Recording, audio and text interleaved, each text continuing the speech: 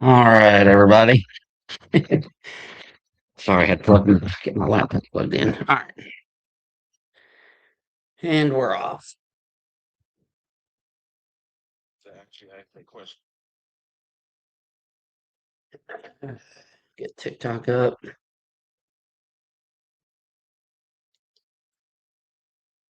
All right. All right, let's see what happens now. Hey, how's everybody doing? How's everybody doing? All right, for here on Facebook and YouTube, we've got, let me put this up real quick. All right, 10 super chats on YouTube, 2,500 stars on Facebook, $25 up here on TikTok. Let's keep knocking out these little interim gift goals. Let's get the likes to 10,000. Join my team here, collect your points. And we're looking for MAGA to talk to. Hey, Nina, what's up? What's up? What's up? They do live in a bubble. All right, let's tap, tap, tap, share, share, share. Anastasia, I got your picture. Oh, your date canceled on you? That sucks, Anastasia. That sucks. Well, I'll try to make it fun tonight on this live. How about that? All right. Relatable quotes. What's up?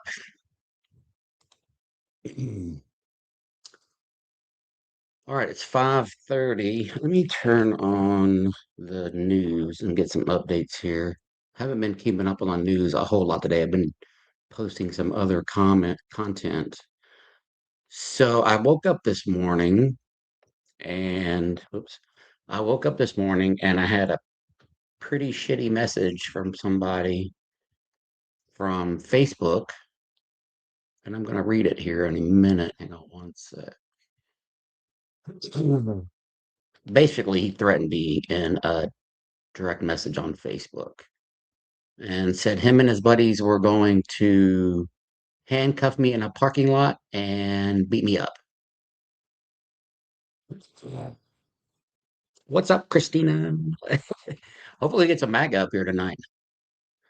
All right, let me get. I'm turning. The weekend is on MS. I like watching that. So honestly, I would put this on, see if there's any updates for anything. Like I said, I haven't been really tuning into the news a whole lot today. I've just been making some content. Bear with me. Okay. Let's see here. G-Man 707, I think you're a friendly. We're looking for opposition. Yeah. What's up, Stony? Let me do this real quick. I want to send that to Discord. I'm going to pull the, hang on, I'm going to minimize. I'm going to pull this message up on Discord real quick.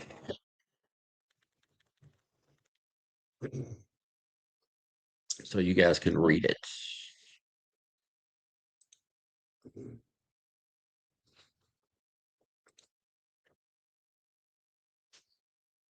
Where's that? All right, there we go. Desktop. Now, that's nerve. Okay.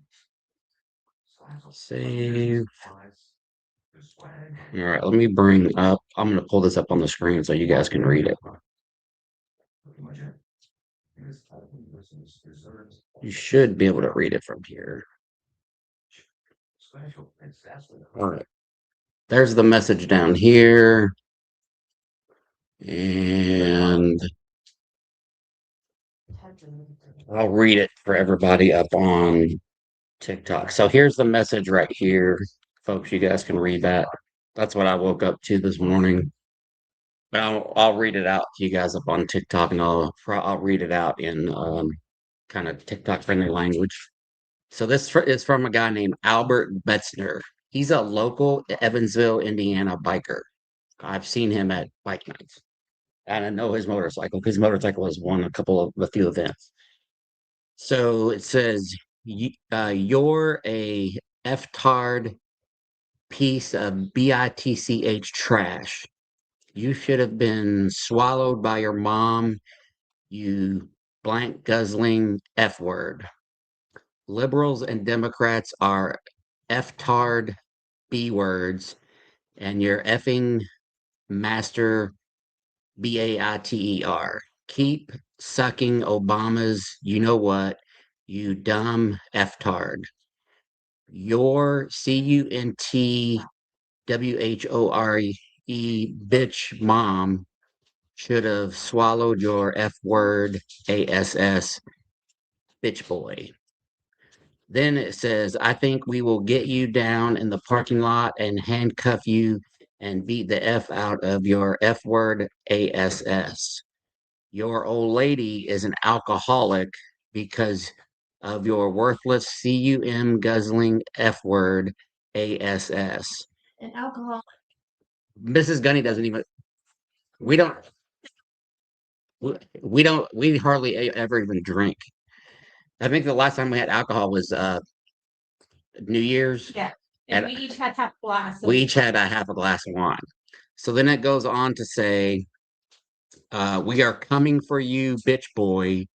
No bulletproof vest will protect you from an ass beating. We will shit in your mouth. Yeah. Uh, if you're up here on TikTok, I posted a video. The message is at the very end of the video. What's up, Noah Lee? What's up? What's up? What's up? Yeah, I know, Lisa. Big time.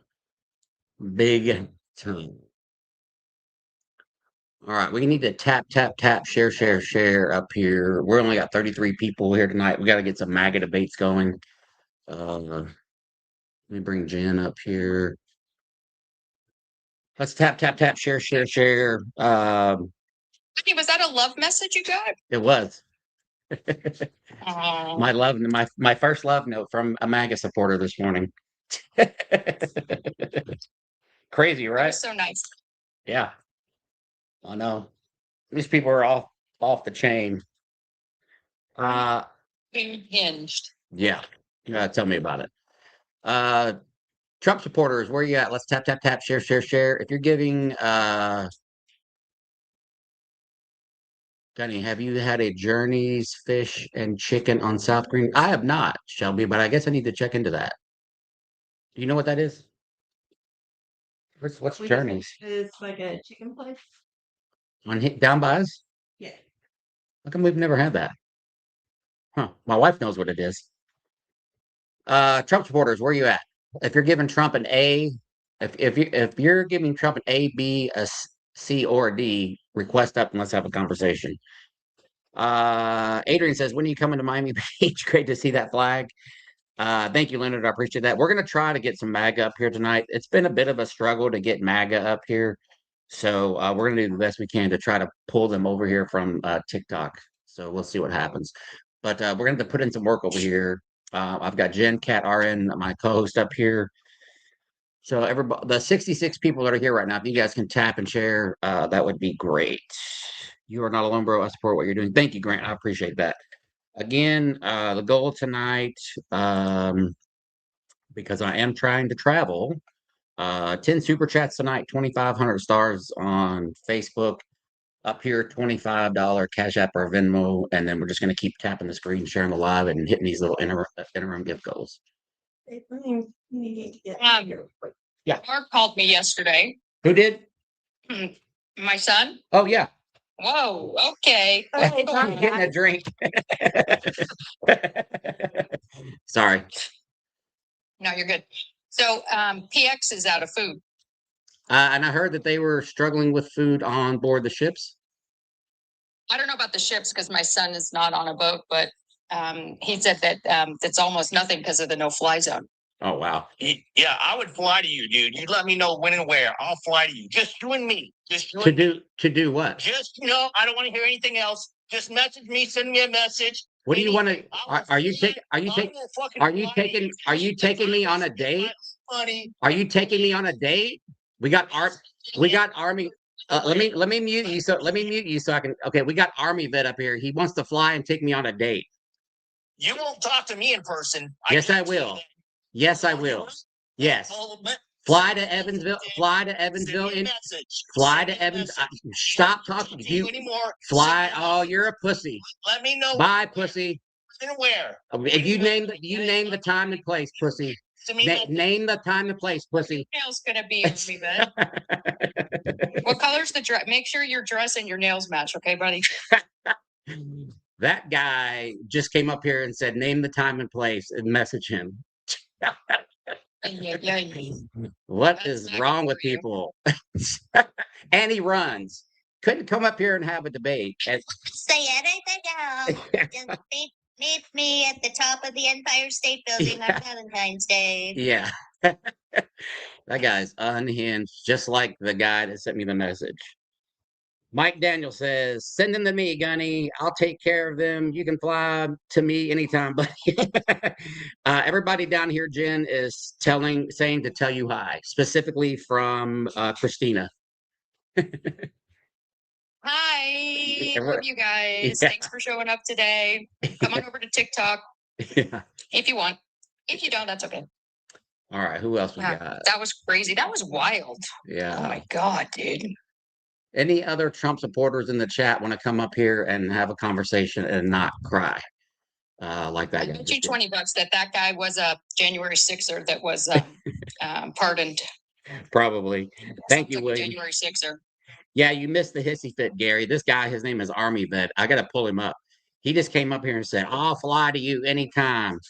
And I'm like, I couldn't even get a word in edgewise to see what he was talking about. I think maybe he wants to take me on a date.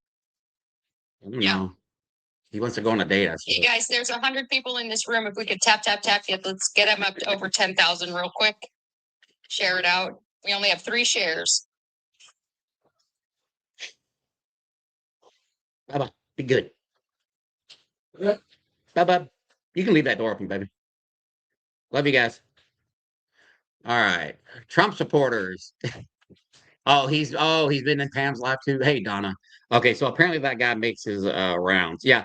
Gary, I always say, like, uh I always got this from Crow. He's like, "Are you gonna take me to Sizzler?" Hey, Cece. Yeah, right. Yeah, Adrian, bring flowers. uh Somebody came. Okay, Mike Daniels said, "Did you hear the story about the Trump supporter from Facebook that came to my house and stole your dog? What? Did you get it back?" Randy from Pennsylvania.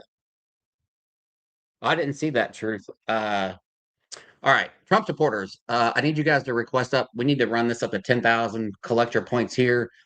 Cash gift go up here on TikTok is 25 via Cash App or Venmo. Down here, 2,500 stars on Facebook, and then 10 super chats on YouTube. I am going out of town next week. I'm going to meet a couple of people running for Congress up in Indianapolis. Nice. I'm going to meet them on Wednesday for dinner. One of which is in my district, and I'm going to see what I can do to help them on the campaign trail. One of them is Bernard Taylor. Do you guys know who Bernard Taylor is? Sounds familiar. Yeah, firefighter, black dude, big black dude. Like this one. I don't know if you heard this. Yeah. I know it's going to be a big surprise, but the Straits of Hormuz is closed again. Oh yeah. See, I think I saw that early this morning that the straits are closed. But interestingly enough, gas went down another like 15 or 20 cents here. So I'm guessing Monday it's probably going to go back up. Yep. So, but yeah, doesn't surprise me. How long did that last? How many hours was that? Not very, I don't know. 24? That was longer than I thought. Maybe. It was never open. I bet you were right, Cheryl. Listen to this from Mike. He said, He found me on Facebook, knew where I lived. He lived in my neighborhood, and he came, stole my dog while I was in the hospital. He had a gun with him too. He was going to do harm to me, supposedly, but the cops arrested him, and I got it all on camera. Holy shit! And I thought the shit that I'm going through down here is bad. Damn. I was on Ojeda's live a couple of months ago. Do I speak Spanish? Un poquito. Kristen Raider is here. What's up? What's up, man? I haven't talked to you in a minute. All right, let's keep tapping the screen, sharing live. We got to flush out some. Left is super violent, by the way. Yeah. The left's so violent, so violent. Yeah. This violence, the enemy within. It's actually, Sherry, it's actually, I think it's 2 million per tanker, is what I was told initially. All right, Trump supporters, where you at? We need to get some debates going on here. I had two back-to-back Trumpers. Chaz, you don't even ever come up here, so I don't even know why you're typing that. Doing there. Jen, what are you doing? Sorry, I'm bringing in the packages from Oh. from the car. That was My loud. That's good. Cheryl says, Mr. Global says our gas is fixing to go out of sight. I believe that with all the instability. All right. Yeah, WTF, Faircloth. I said the same. I said absolute zero, which is like negative. I can't even remember, but yeah, absolute zero is what I would give him. Warm Toast says he gives him a C. Warm Toast. You sound like you might be a Trumper. Will you request up since you're too scared and you have your invites turned off? Yeah, Matt, I'm pretty sure it's 2 million. That's 2 million a tanker. Yeah. And then remember, Trump mentioned something about a possible partnership. Oh yeah, because if he can make money. Yeah. By the way, Jay up in the base won the shirt drawing the other night. His shirt is already on order. I've got two more people on this week's list for the shirt. $5 or 500 stars or a $5 cash app gets you entered into the shirt drawing for next week, just as an FYI. All right. Hey guys, we got 140 people in this room and we're not above 10,000. That is pathetic. That's MAGA pathetic. Can you please tap the screen? Get him up over 10,000 real quick, y'all. Robert gave Trump an A. I requested him up. For asshole. Fallout, come up here. You said, why wouldn't people support Trump? Come on up here and let's have that conversation, Fallout. So while we're waiting for these weak MAGA, Cummings, man, come on up here. Tell me why he gets an A. Come on up here, Cummings, man. You guys are giving him all these A's, but you're not coming up here, telling me why. B, it's an A. Well, I can't understand why you guys won't come up here and talk to me about it, though. That's what I don't get. So yesterday I'm at Schnucks parking lot again, and oh, thank you for the cake. And I'm talking to a friendly, right? And I have my meta glasses on like I always do. And this little old lady, I don't know, she's probably 70 years old, probably shorter than you, Jen. She comes up, she's like, that shirt is disgusting. I'm like, click. I turned on my meta glasses. I'm like, what? My shirt is what? She goes, that shirt is disgusting. And I said, you know what I think is disgusting? A woman voting for a sexual abuser. And she's like, that didn't happen. I'm like, I said, it absolutely did happen. And I said, do better with your vote, lady. And what'd she say? So she just walked away. Like, you walked away, good. Yeah. And then 5 minutes after that, I haven't posted this one yet. Another lady walks by and she goes, I love Trump. So I went around the back of the vehicle and I was like, why do you love a politician? Yeah. Why? Question. Why do you love a politician? She goes, because I think he's doing everything that he said he was going to do. And I'm like, you mean like sexually abusing women? Oh, that didn't happen. So I'm telling you, these two women were between 60 and 70 years old. Both of them liked Trump, and both of them do not believe women. Both of them victim blaming POSs. Sounds like Andrew's wife. Yeah. And I've got that video clipped, by the way. I just haven't posted it yet because I've been doing some research on um, universal suffrage Yeah. and some of the stuff he was talking about, and I'm writing up the what I'm going to say on that whole deal. So anyway, yeah, down here. Yesterday I was on a panel and um, the guy said, like we were talking about something, it fell to the Easting Files, and he goes, "Oh God, that's such a crock of shit. It's old news. Nobody cares about that." And then the host goes, "Well, tell that to the victims." And he goes, "Well, fuck the victims." And What? everybody's eyes just went like, Damn, thank you, Paula, and thank you, Wayne. A couple ladies down here in the chat are talking about have been victims in the past. So I don't know. Did you guys see my post about the Grape Academy, that investigation that CNN did? If you saw that or have heard about that, I'm doing a 5-part series on that. The second part is coming out probably Tuesday or Wednesday of this week because I'm doing some research. So if you're a woman that has been a victim of SA, anything like that, I would like to talk to you offline if you're willing to do so. It doesn't have to be over camera or anything, or maybe just audio, and ask you some questions so that I can use your experience if you're willing to do that for this 5-part series. So if that's something you're interested in doing, I need you to email me at gunnyspeaksout@gmail.com and just say, hey, I'm a victim and I would like to, participate in your interview process. Helen says, oh, look, a pedo lover. Helen, I'm not a pedo lover. This is an anti-Trump live. I don't know what you're referencing, but there's somebody in the queue. I don't know who it is. Okay. They only have like a few followers, but I don't know them. Let's see. Kevin M. Kevin, are you a Trump supporter? Yes or no? Okay, Kim, because I remember you came up and talked about. Will you shoot me a message? Because you don't have to email me. Just shoot me a message so I can add your name to the list. Oh, okay, Helen, no problem. This shirt is one of mine. Scotchy Scotches is one of my shirts. Linktree in bio. Everything. Or this month, Fourth Wall is doing free shipping on $75 or over, I believe. No, Helen was talking about somebody in the chat. Sorry. Anastasia Bieberhausen is here on Facebook. I got your picture of you wearing your shirt with your video. Thank you so much. I appreciate that. Cajun boy, I'm doing good. All right.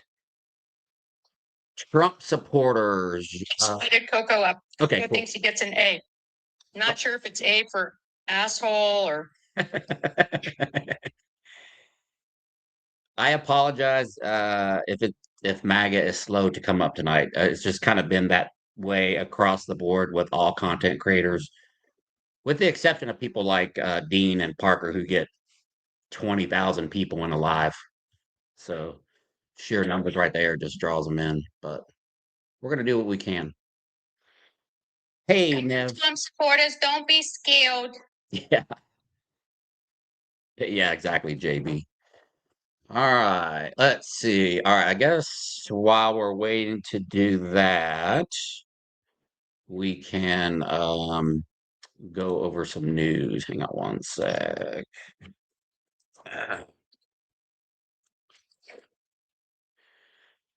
Let's do this. All right. So let's see what we got here. We'll go to ground news. All right. U.S. Alzheimer's. That's a good one too. Yeah. U.S. military prepares to board Iran-linked ships in coming days. Oh, that's not good. No. That's going to be really bad. No. Yeah, because that involves one of the things that we trained for, we used to call them go plats or oil plats or whatever our unit did, was boarding ships and oil platforms and stuff like that if pirates were taking them over. So that means troops on the ground, or troops on the ground, but they're going to be on a ship. That would be operations done from the special forces community. So it says on Saturday, the Wall Street Journal reported that United States forces are preparing to board Iran-linked oil tankers and seize commercial ships in international waters, expanding the maritime blockade beyond the Persian Gulf to increase economic pressure on Tehran. Well, that ain't going to be good. Hey, Jennifer, oorah, oorah, oorah. So that's not going to be too pretty. That's going to be bad. Yeah, Are they going to get on and go, I am the captain now? yeah, Like that? yeah. Let's I see. am the captain. Who's the captain? I'm the captain. 067. Are you a Trump supporter? 067. Are you a Trump supporter? Hello? Are you a Trump supporter? God. I am not a Trump supporter. I Okay. hate Trump. Okay, thank you.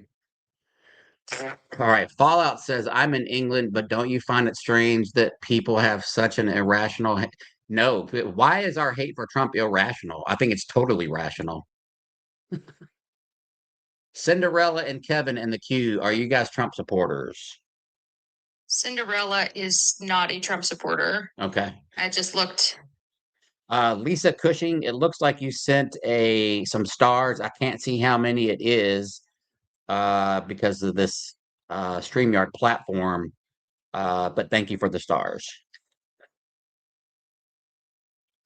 500 stars get you entered into the shirt drawing, just as an FYI. So if you sent 500 stars, let me know so I can put your name. Zane says he gets an easy A. Zane, come on up here. Your invites are turned off because you're a wuss bag. Come on up and request up. Come on, you guys. Where's the testicular fortitude you say that MAGA has? It's Yeah. crazy.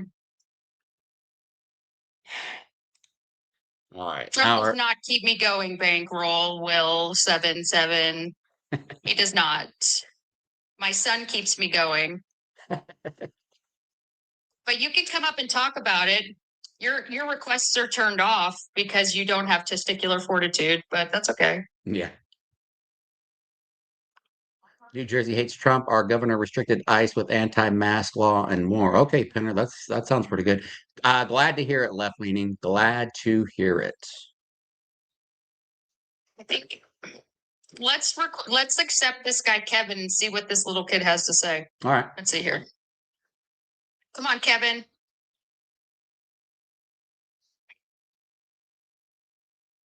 Okay, Kevin's not loading. Okay. Penner. All right. Let's see.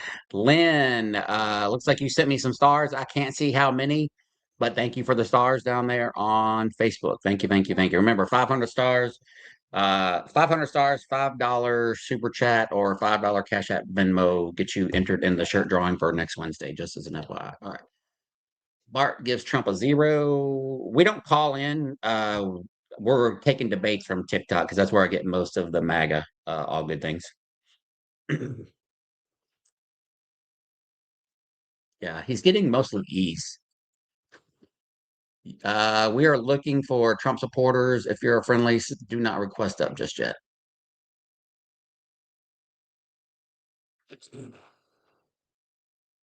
Hold on, I'm looking this person. Hold on. Yeah, that is called, by the way, that Mike, that's called the illusory truth effect. Mike Daniels is talking about the illusory truth effect, anything, a word or a phrase repeated over and over to drive that point home, which Trump does with MAGA. That's what that's called.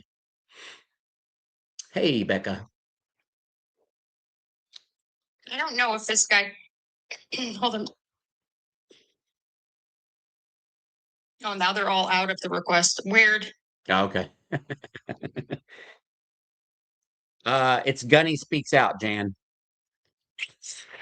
If you do Gunny Speaks Out on Venmo, that's me, Jan. If you do it, it should register up here. If you send the $5, and I'll read it out, and then I'll put your name on the list. I got pen and paper ready. Let's see here. Debbie. She's getting a bunch of E's. Hey, all good things. Oh no. Somebody from Hawaii just sent us a care package. Somebody from Hawaii on my wife's Facebook. They're sending us a care package from Hawaii. I thought that was cool. Timothy, thank you for the stars on Facebook. I can't see how many it is. But thank you for the stars. Unfortunately, StreamYard does not show me how many it is. But if it's 500, you need to send me another message because your name will go into the chat.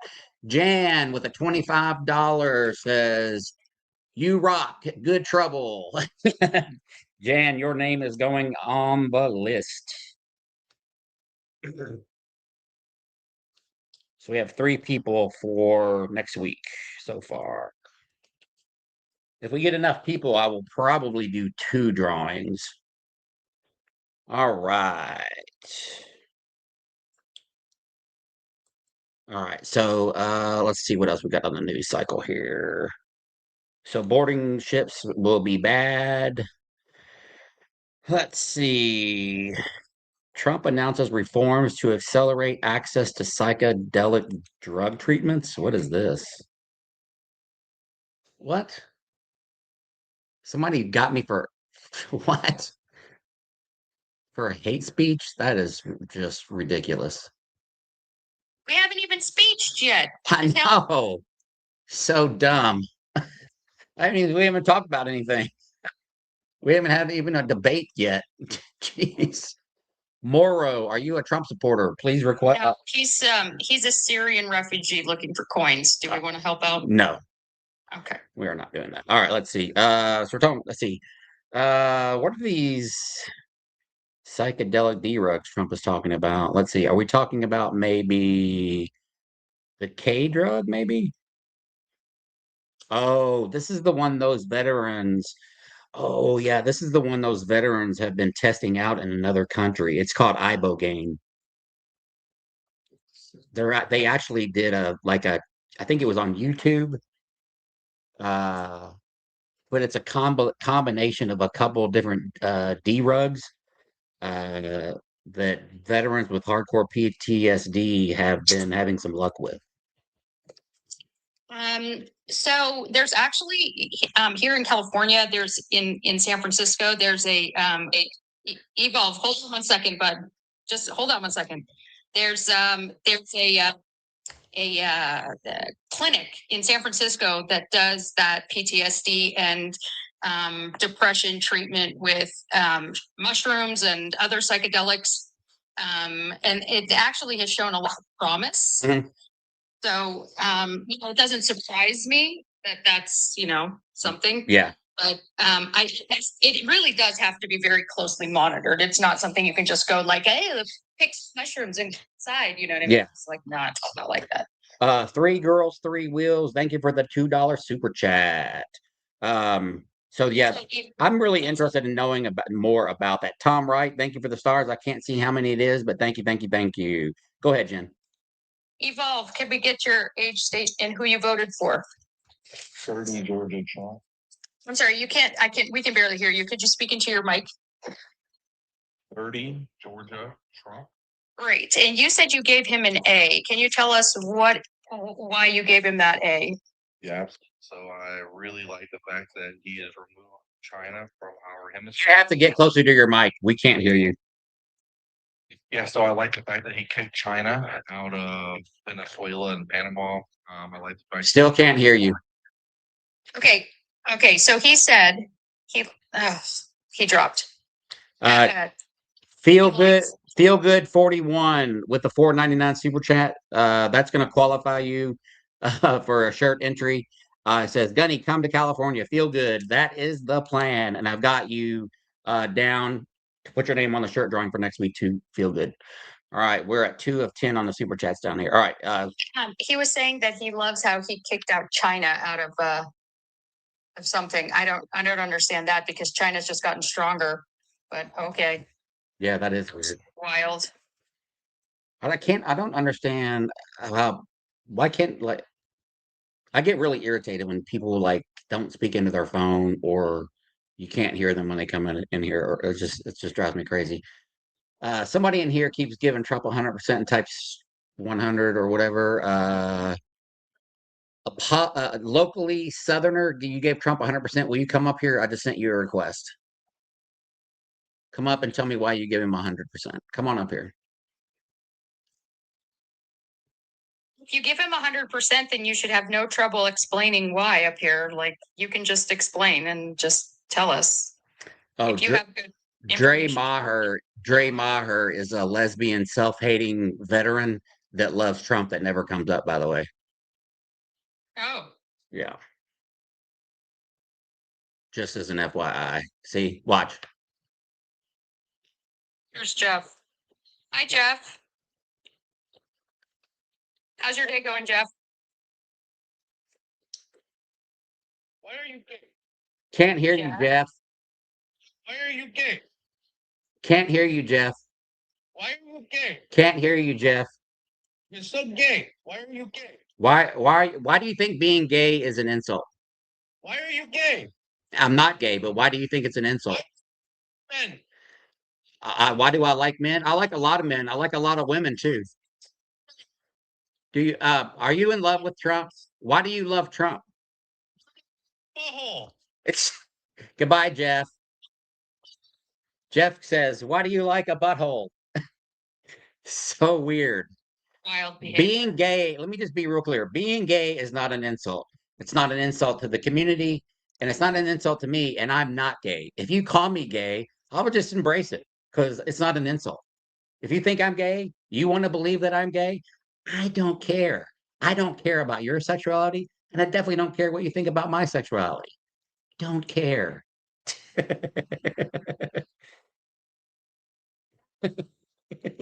Yeah, he said, why am I gay? He said, why do you like buttholes? Hey, listen, Linda. Oh, you got dropped. Come on back up, Jen. Why did you get dropped? Sergeant Dubs. Are you a Trump supporter? I am not a Trump supporter. Oh, wait, let me rephrase. I love Trump. Trump 2028. Yeah. Why'd I vote for Trump? The border. Trump. Let's see if Sergeant Dubs is a Trump supporter. John Deaf for the $5 super chat. Why does Jeff care? Good question, John. You are in the drawing for the shirt next week, John Deaf.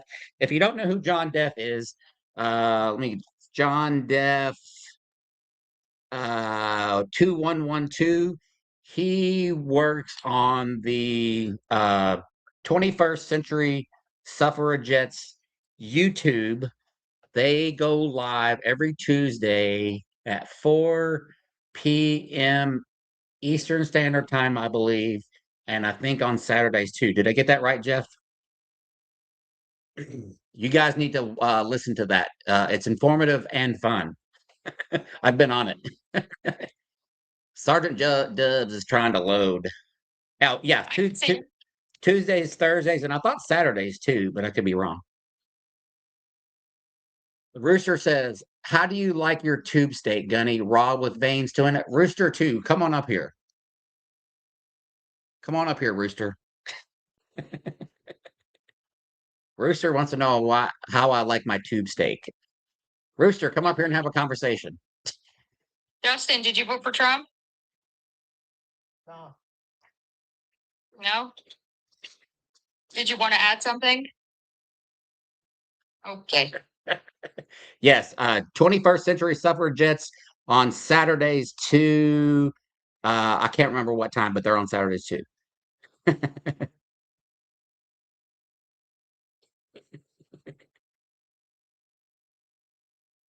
Oh, it got canceled today. All right. You're not coming back up. You are obsessed with buttholes. Yeah. Buttholes. They love to talk about buttholes. Jeff wants to come back up to ask about buttholes again. God. No, Jeff, you're not coming back up. Let's see. Where did Sergeant Dubs? Sergeant Dubs with that PFP, he can't be a Trump supporter, I wouldn't think. No, he's not. Okay. He's not a Trump supporter. Okay, cool. Yeah, I don't know. Their mics are like terrible. Hold on 1 second. Yeah, he needs TP for his bumhole. Scotchy Scotch says, maybe he needs TP for his bunghole. I am Bunghole. I am Cornholio.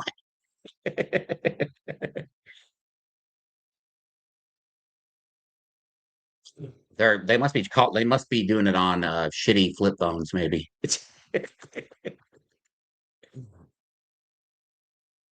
Yeah. Would be doing that on a fucking flip phone, I swear to God. Yeah. They still make a flip phone. I like them in a way. I like them because they're just more easily portable. Like you remember the old Motorola Razor? Yes. Yeah, I love that Razor. Now that was before like you could do a whole lot on the internet, but that was a perfect size phone, man. Jay says Trump rocks. Come on up here. Rocks. Yeah, I know, Kevin. You still have Yikes. Kim still has her old flip phone there. Kim, save that because one day it'll be like an antique. Keith says Gunny is soft as quilted northern. Keith, will you come up here? Look at his name though. What the fuck? People are crazy. I'm scammed. Rooster 2, will you come up? Now you're saying your 401k went up. Good. Can you come up and have a conversation, Rooster? I know you're worried about my tube steak, how I like my tube steak. That's just weird, but let's just have a conversation. Tell us how good your 401k is. Come on, Rooster. If Rooster doesn't come up, kick him out of the live, please, Kim. My chat is frozen. I'm good on this end. I can't go up or down. You can't? Swipe out and come back in. Okay.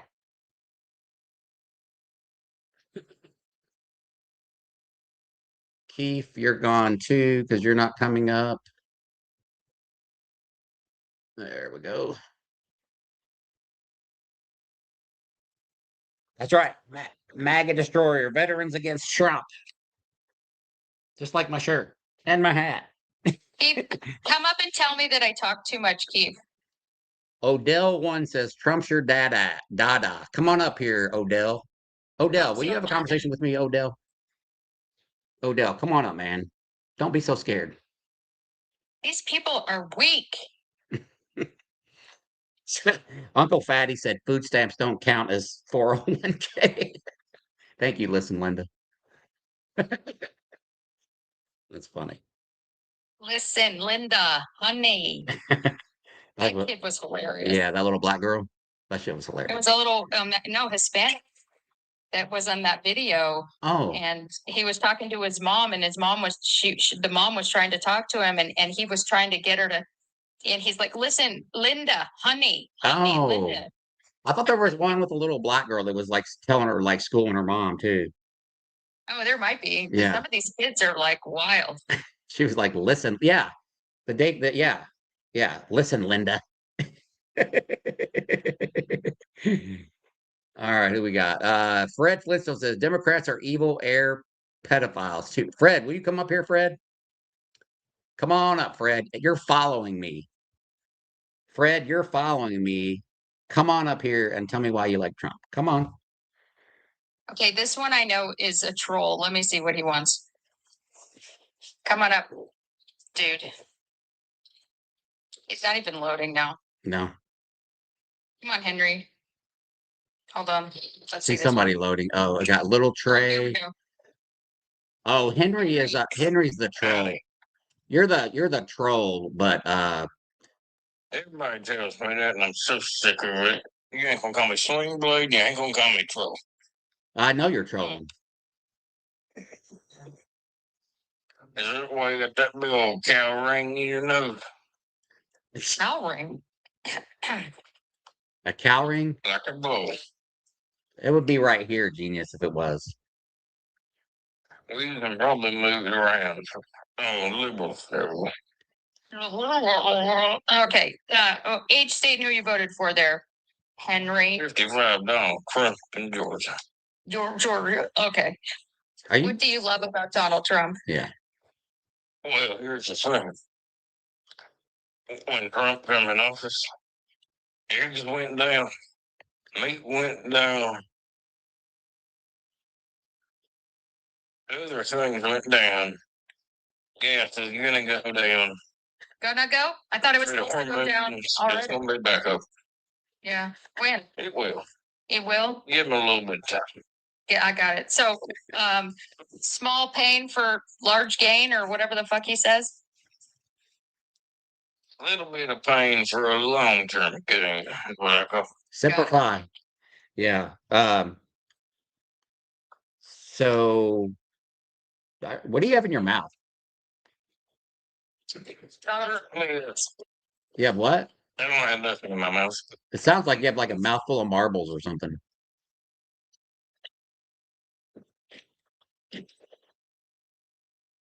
What is all that terrible noise? Yeah, Donald, he's got his teeth are rolling around his mouth. He didn't put any in that polydent. Yeah. Just fix it in. Get your polydent, Henry. I mean, a little bit. I don't dip, but I do. Right after all, we're doing Do you know what polydent is, sir? Holland. Yeah, I had it all over my car. I had it all over my Harley the other day when I went out too, man. Oh, if you want to call it a car, I call it. It's really a It's really a what? my pickup. I've had it for a very long time, and I'm gonna keep it. Yeah. Got it. I also can't afford another one, so we're gonna keep it that way. All right. What state are you in? Just say because it's Georgia. Donald Trump, you can't afford it. Where are you at? I'm in Indiana. Oh, that's a liberal state. It's a red state, genius. No, it ain't. This is a red state. No, it ain't. Yeah, yes. I've seen it. You've seen it?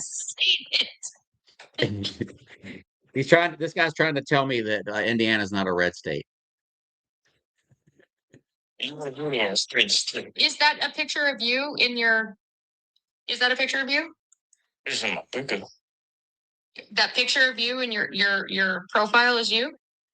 I'm in Me and my pickup. I'm in Evansville. Yeah. Wow. 55 looks bad on you, bro. Yeah, it does. I'm looking pretty good, actually, for my age. You The think? doctor said that. He said, you're like a horse. What? Healthy as a horse. That's what he said.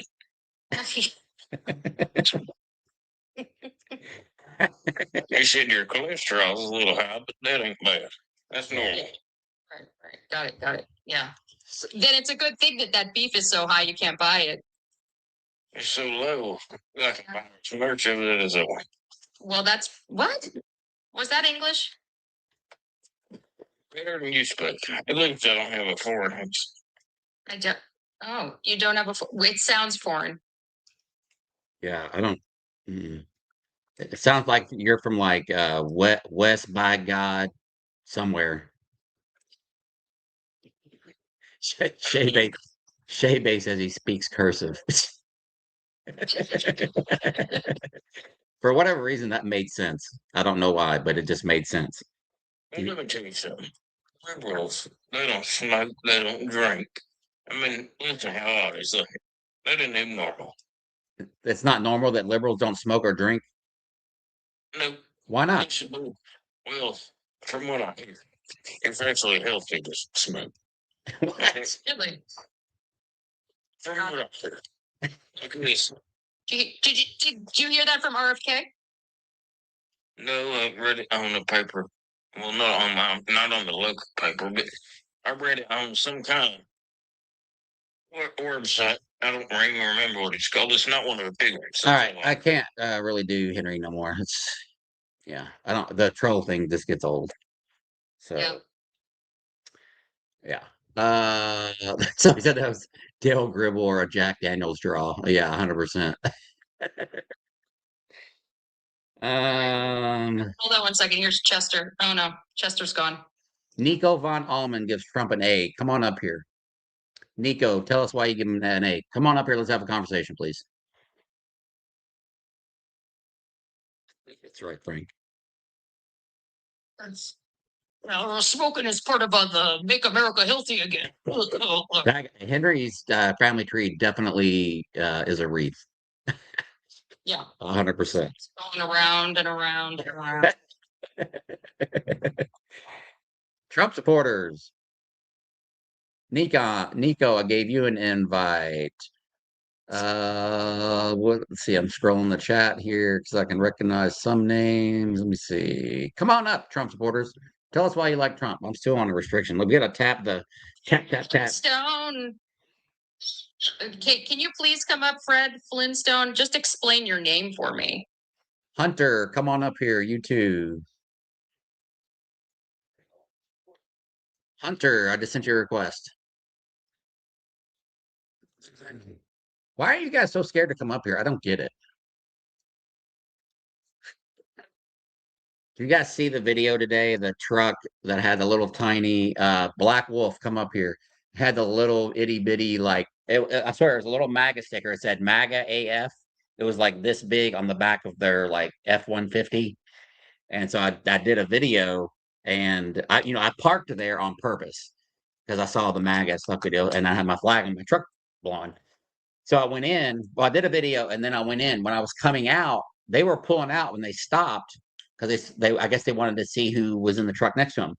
So I'm at the truck and then they stopped pulling out and I guess I was like, well, maybe they're going to say something. So I walk around to the other side of the truck and I was putting something in the back seat and then they don't say anything. They just pulled away. But I guess they wanted to see who I was. Shit was funny. All right. AF in the tiniest, smallest font possible because they know that if they do it out in the public, then they're going to get trashed. Yeah. There are people in for some reason I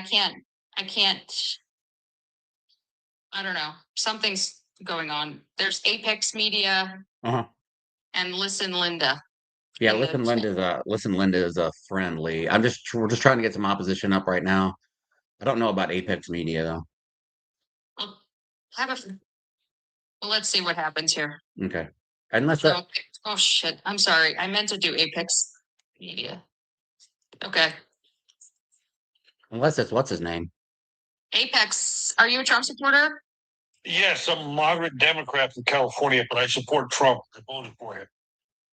Okay, and then tell me when you voted for Trump before the like during the election, like why did you do that? And then how do you think he's doing right now? Well, I voted for him because of safer borders. I live in a border state in California, and I didn't want the threat of T-ism or dangerous people coming into our country unchecked. And Trump has done a good job of 97% of border crossings have stopped. How? And What? How did he do it? because a lot of people are afraid of, I don't agree with that, but the ICE people, they have scared a lot of people. How? Like people don't want to come here. Can you tell me how you know that 97% of people are not coming through anymore? Where are you getting this information? From California Border Patrol. California Border Patrol? Is there such a thing? Because I'm in California as well. We don't have our own border patrol, sir. The border is federal. Well, excuse me. I mean, I just misquoted it. Yeah. But I have friends that work for them, and they say it's really quieted down since Trump. Really? Probably his only win. Yeah, right. I got it. So your friends who you say work for California Border Patrol, they've said that the crossings have dropped 97%. Yes, and I've noticed that because the people that used to sell the stuff on the side of the road, you don't see them no more because they're afraid of ICE and stuff like that. How do you know that they're illegal? By looking at them. Well, that's what they would do. They would work for the farms and get the fruits and stuff and sell them. So you think that just because they work for farms, that makes them undocumented? Well, my uncle's a farmer. I know a thing or two. So your uncle's a farmer, that means all people that work at farms are undocumented? Well, a lot of them are, yes, because farmers profit from it. I see. So how do you prove that somebody who's selling fruit on the side of the road is undocumented? Just wondering, do you look at them? Is it some way they comb their hair? Is it a hand signal they give? What's your qualification for undocumented? Well, one, they don't speak no English. That's number one. I can speak a little bit of Spanglish, so I kind of communicate with them sometimes because I provide some stuff from them. But that's one of the indicators, and they usually just go back home after the summer. So what you're saying? So what you're saying is that anybody that doesn't speak English must not be legally here in the United States. Is that correct? Is that your It's a high generalization? probability, yes, of when it So- comes to the migrant workers. So and how do you know all this stuff just from looking at them though? I'm really interested to know how you have this ability. Well, Jen, you know I'm right because you're. No, I'm not. You're actually wrong. And the only thing you're doing is making yourself look like a xenophobic racist right now, actually. And you're an embarrassment to my state, California, because I live in Northern California. And you just sound like a Chad Bianco on your knees kind of guy. I'm from Orange County. We're one of the least racist places in America. Are you know that. fucking nuts? Are you crazy? I am not. Okay, well, Orange County is incredibly racist. Maybe you should look about what happened down there when the CK was unalived. I met CK at San Diego State. I'm sorry. A year and a half ago. I apologize for that. That must have been very traumatic. No, he wasn't a bad guy. He just wasn't a Democrat, but he was a pretty polite guy. Oh, he was Then polite? you could bring Was your he polite? motorcycle down here to Orange County. And see for yourself. Was he polite when he was saying that he wouldn't be comfortable if the person flying the airplane was black? Was that polite? You're taking what he said out of context. What? Yes. How, okay, maybe I'll take that. I'll give you that one. Was he polite when he told Taylor Swift to just submit to her husband because she doesn't wear the pants? Well, he didn't say everything accurately. I'm not saying the man was perfect. Was he accurate when he said that some people have to unalive for us to keep our Second Amendment rights? I mean, he didn't say anything that's offensive. I mean, what's wrong with that? Okay, I'm sorry. Did you think that it was offensive to say Ketanji Brown Jackson is the only reason that she's a Supreme Court justice is because she's a DEI hire? Was that offensive or anything? No. You don't think that's offensive? You don't think that Ketanji Brown Jackson earned her way and is an intelligent Black woman, and that's why she was appointed to the Supreme Court? Do you really believe that she is a DEI hire? Well, there was a part of DEI which was not good. No, that's not what I'm talking about. I'm talking about Ketanji Brown Jackson specifically. Are you talking about the one from Ohio? She's from Ohio, right? Do you know who Ketanji Brown Jackson is? I'm not quite sure. I'm thinking the one judge from Ohio, Cleveland. Okay. She was the last justice put on the Supreme Court by Joe Biden. She's a Black woman. Okay. And what's his name? CK. He said that the only reason that she's there is because she's a DEI hire. Well, maybe she wasn't. In that case, no. I think she might have been legitimate because she's probably been a judge for years. Yeah. So then why would you say that he hasn't said anything that's offensive? Well, maybe he did, but he wasn't a bad guy from my experience. Trust me on this one. Trust you on this one? The one that says that there's a California Border Patrol? Well, you know what I meant by that, right? Like, No, we don't know what you meant. No, I don't know what you well, Gunny, I meant to say the Border Patrol. That's not California, but federal. Naquan has a question for you. Yeah, I would like to know what was our context about the pilots. Please, can you elaborate for me? Because I watched that speech. Please tell me what was out of context. Well, the hiring process of pilots were made easier for certain people. They didn't have to go through all the tests. That's not wrong. What's the qualifications to get your pilot license? Well, I'm not an aviator, sir. So you don't know. Okay, then stop saying dumb shit because the test didn't change.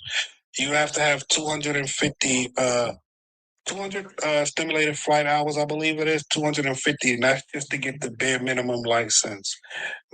And then you don't know what the other people are going to ask you to qualify and do.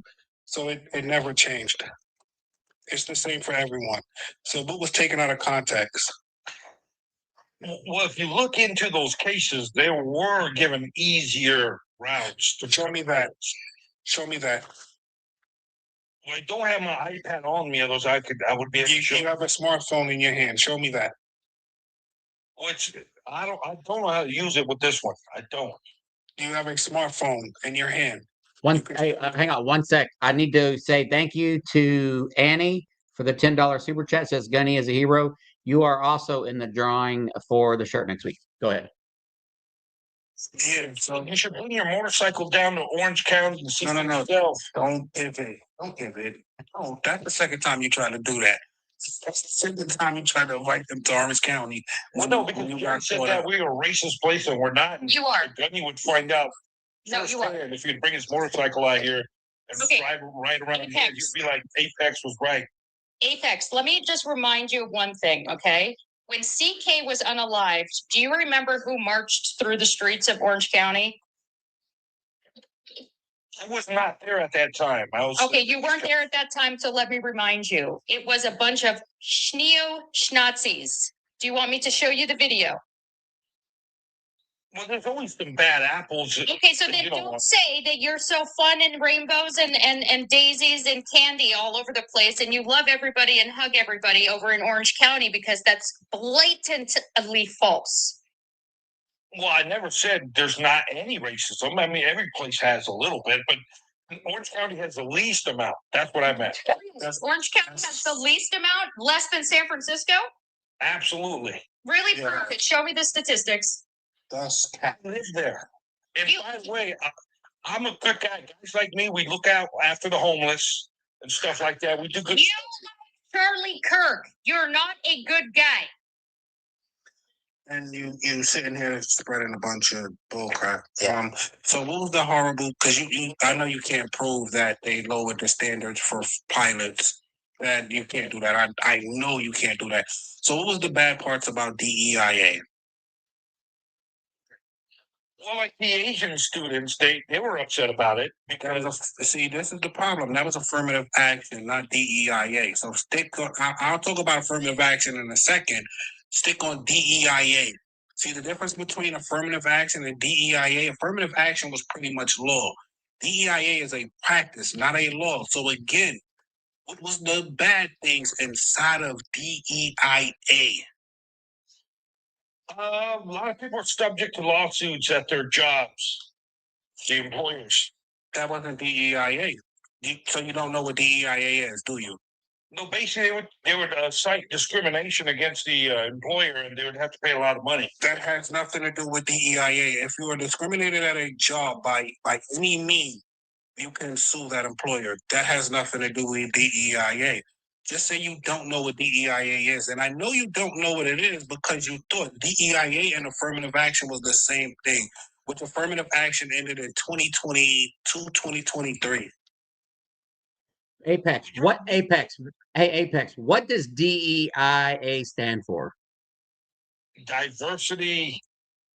What does the E stand for? Can you tell me, Gunny? You're the one talking about it. You don't even know what it stands for. Well, I knew one of it. Tell me this. Tell me what the acronym means. Well, you could tell me. No, I know what it is. It's you brought it up. You should know what it stands for. This is just bad. What is the E? What is the E? Well, why don't you know that? You're trying to frame an argument around not liking DEIA, and you don't know the difference between that and affirmative action, and you don't even know what the acronym stands for.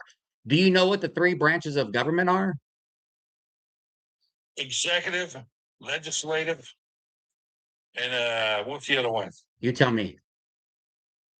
It's in the corner of my head. Yeah, I had a few drinks earlier, so I'm a little. I can tell. Today. Sorry. Go ahead, Nick. Go ahead, guys. Hey, Apex, have you ever heard of blind hiring? Just guys, does somebody with a round head have something in the corner of his head? I'm just wondering. It's a speech, you know what I mean? Like it's California. Smart Apex. Have you ever heard of blind hiring? What's that? It was a practice under DEIA.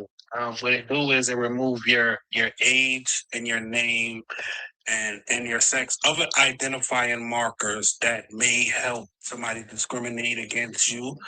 And all it went off was your merit. Oh, I did not know that. Yeah. I mean, Orange County, we don't have a lot of those issues. That's why I'm so. Sure, y'all don't. Sure, y'all don't. Hey, Apex, you know, Army bases now have breastfeeding room for mothers.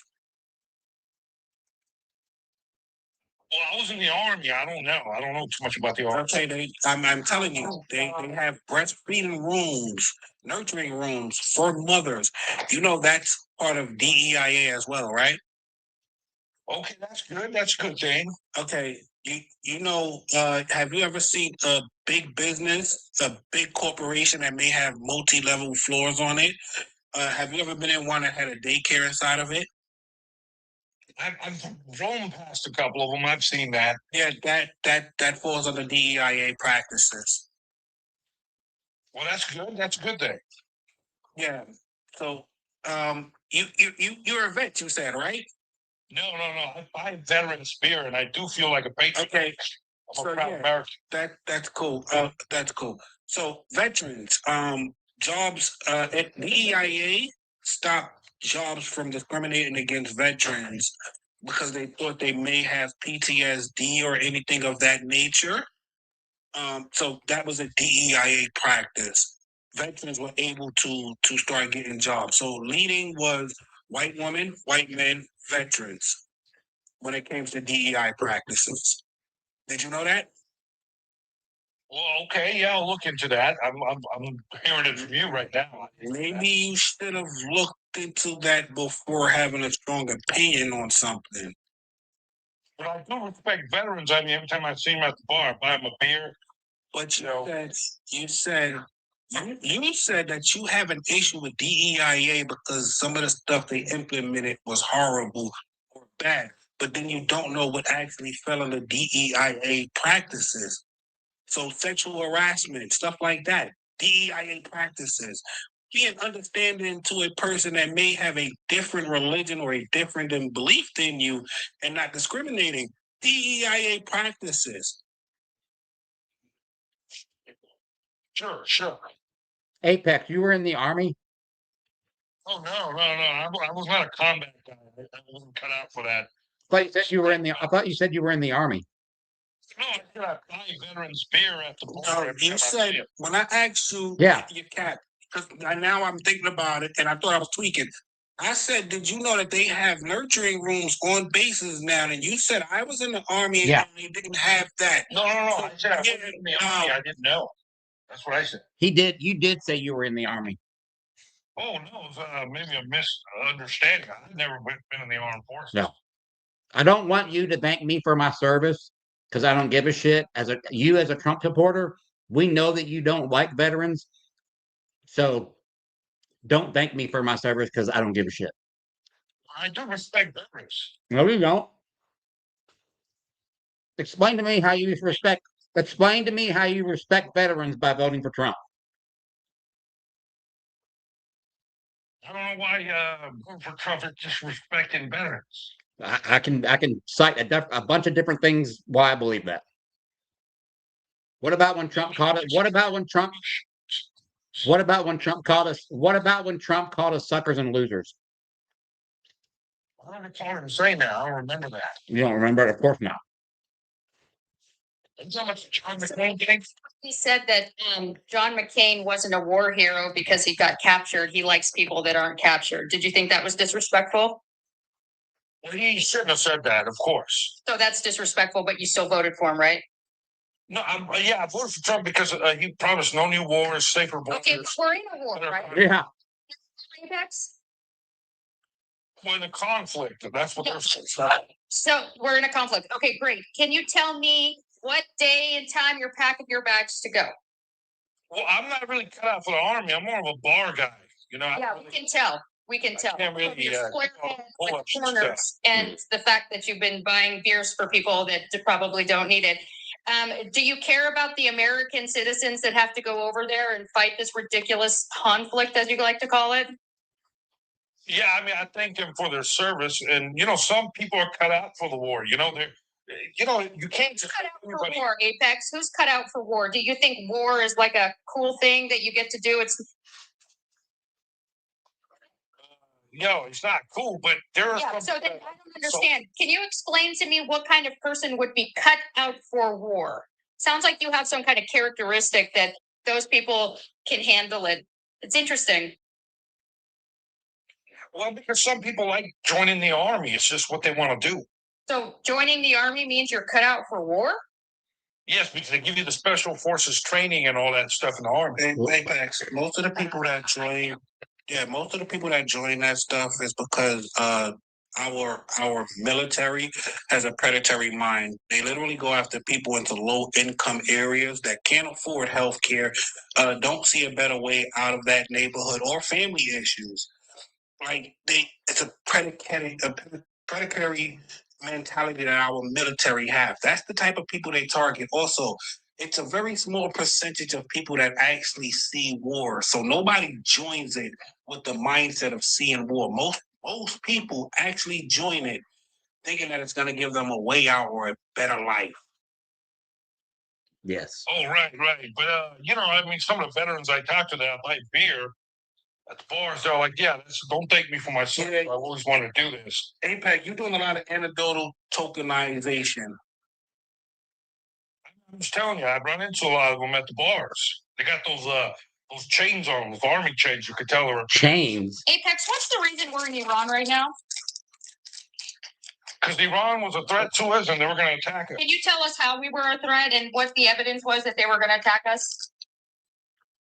Well, Marco Rubio said that. Oh, Marco Rubio said. Can you tell me the evidence? Because that's not what Marco Rubio said. That's not what Homeland Security said. That's not what intelligence said. That's not what anybody said. In fact, we have a gentleman that said he quit because he could not live with his conscience, knowing that they were not, in fact, a threat. So, knowing that the higher intelligence, not your anecdotal bar buddies, they know a little bit more. Can you tell me why we are in Iran? Because they had the boom capability, and they're going to make one. And then Russia. President Trump wanted to stop does Russia. So does North Korea. So does Pakistan. So does Israel. So what's your point? Why aren't we going in there? Also, Apex, you're wrong. So we've been told since 1995, this is the earliest report that I can remember right now, that by Bibi Netanyahu, that they had weapons of mass destruction. And every time we literally went over there looking for these weapons, we got into a conflict and never came back with anything or any evidence. Also, our own intelligence agency, before we even struck them, said that they do not have any weapons. And then Trump said, let's say they did have them. Trump said he obliterated all of them. This was after we attacked them last year. So why are we there now? If we obliterated them, you do know what obliterate mean, right? That means we wiped them completely out. Well, they have mountain cities, and I believe they've hid that stuff way down there. We can't get to it. They need special forces to go in there, like Rambo or something, and take care of business if they're. I need you to sign up now because my niece and other family members are serving, and you're advocating for people to go over there and most likely lose their lives. The last time we tried that, it was supposed to have been 2 weeks. We went over there for 20 years. We were supposed to be there for 2 weeks. We was there for 20 years. So I need you to go to your nearest recruiter station, or I can give you my niece's number to her recruiter station, and she can sign you up. I've had sports injuries and stuff. So I don't care. Oh. You can get a waiver for that. Do you have bone spurs? Well, I have an ankle condition from playing basketball for so many years. Yeah. And I wouldn't be suited for the military to go to war. Mm-hmm. But I salute every soldier that's willing to do it. You can take that salute and shove it up your ass. Also, you should be able to get a waiver for that, depending on how bad it is. You're able to walk, right?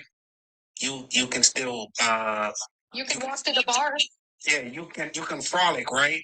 Not really. I mean, I'm not saying I walk with a cane or anything, but yeah, so you can get a waiver. Would you like my niece's recruiter number? She's in South Carolina, her recruiting station. She's actually a recruiter. I can get you a good deal. I've been in one fight in high school. I punched her in the face. Yeah, no, I'm not asking you about And I didn't want to fight. What? I'm talking about now. Whoa. My niece is a recruiter. I can get you a good deal. I can get you in there first thing in the morning. Would you changing. like her recruiting? Would you like her number to her recruiting station in South Carolina? Well, if you give me the recruiting number, I'll forward it to some people that might want to know. You said we need people on the ground, right? So you should be one of those people that's on the ground. Well, no, I enjoy my lifestyle too much, to be honest with you. Apex, let me just tell you something. My son's sitting over there right now.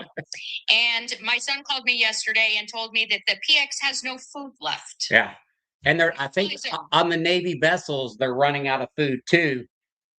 Because what happens, how ships get replenished is through other ships in the area, and they do what they do, like cross decking, either by a helicopter or the lines, and they're not able to get food. So now, yeah. How do you get food? So Apex, do you think that sounds like a president that cares about his troops when they have no food? Cardiac, that's right. UNREP. I couldn't think of the word. UNREP, yes. Well, no, I mean, they deserve food. I mean, I read on USA Today that they were low, or the food quality wasn't good. It was, we're not happy about it. That a way you respectfully treat the people that are willing to do the job that you're too chicken shit to do? Yeah, again, like, let's support the troops. I mean, President Trump send more supplies to them and stuff like that. Let's all write a letter to the government. Yeah, a strongly worded letter. Hush. How is a strongly worded letter going to feed my son for the next few days since he's over there somewhere in the Middle East? I don't even know where he is. Well, I have the confidence in the American government to do the right thing. Really? Have the food to them. Wild. Apex, I mean, we are the best government in the world, though. No, we are not. I mean, We are not. Let's just be honest. Do you know why Iran hates us so much? Are you aware of what happened in 1953? Oh, about the oil. We were trying to, get them to do the oil deals our way. So we kind of sent a coup in there. A coup. A coup? Like a chicken coop? A coup? Like overthrow their government. A coup? That's what you call a coup in a square head, everybody. He said, just so we're clear, Apex. They sent in some spies in the country to not just spies. They took out the leader to try to put a leader in there that they thought that was going to agree with American society standards, and that turned around and bit us in our ass, and they've been screaming unalivement to America imperialism since then. But they shouldn't do that, to be fair. I mean, they should not be saying unalive to America, which is kind of Do you know what they mean by, again, American imperialism? I also don't like American imperialism, and I live in America. We don't need to be going to all of these other countries trying to bully them if they don't want to deal with us. That's not our business. It's not our went there to job. help them. We literally are No, trying we to help didn't. them. No, we're not trying to help them. Miss me with that bull crap. Where are we helping them from? We're trying to help them get free from the Supreme Leader guy. He was not Oh, so that is why Donald Trump threatened to annihilate the entire civilization? That's helping them? Well, you shouldn't have said that. I mean, Oh, I shouldn't have said that either, huh? No, I mean, How many times does Donald Trump have to say things that you say that he shouldn't have said before you stop supporting him? But he took it back and he apologized for it. No, he did not. What? He apologized for one fucking thing in his entire life. What? He hasn't even apologized to the Central Park Five that he called for their unaliving after they were vindicated with DNA. He has yet, and it's been what, Naquan?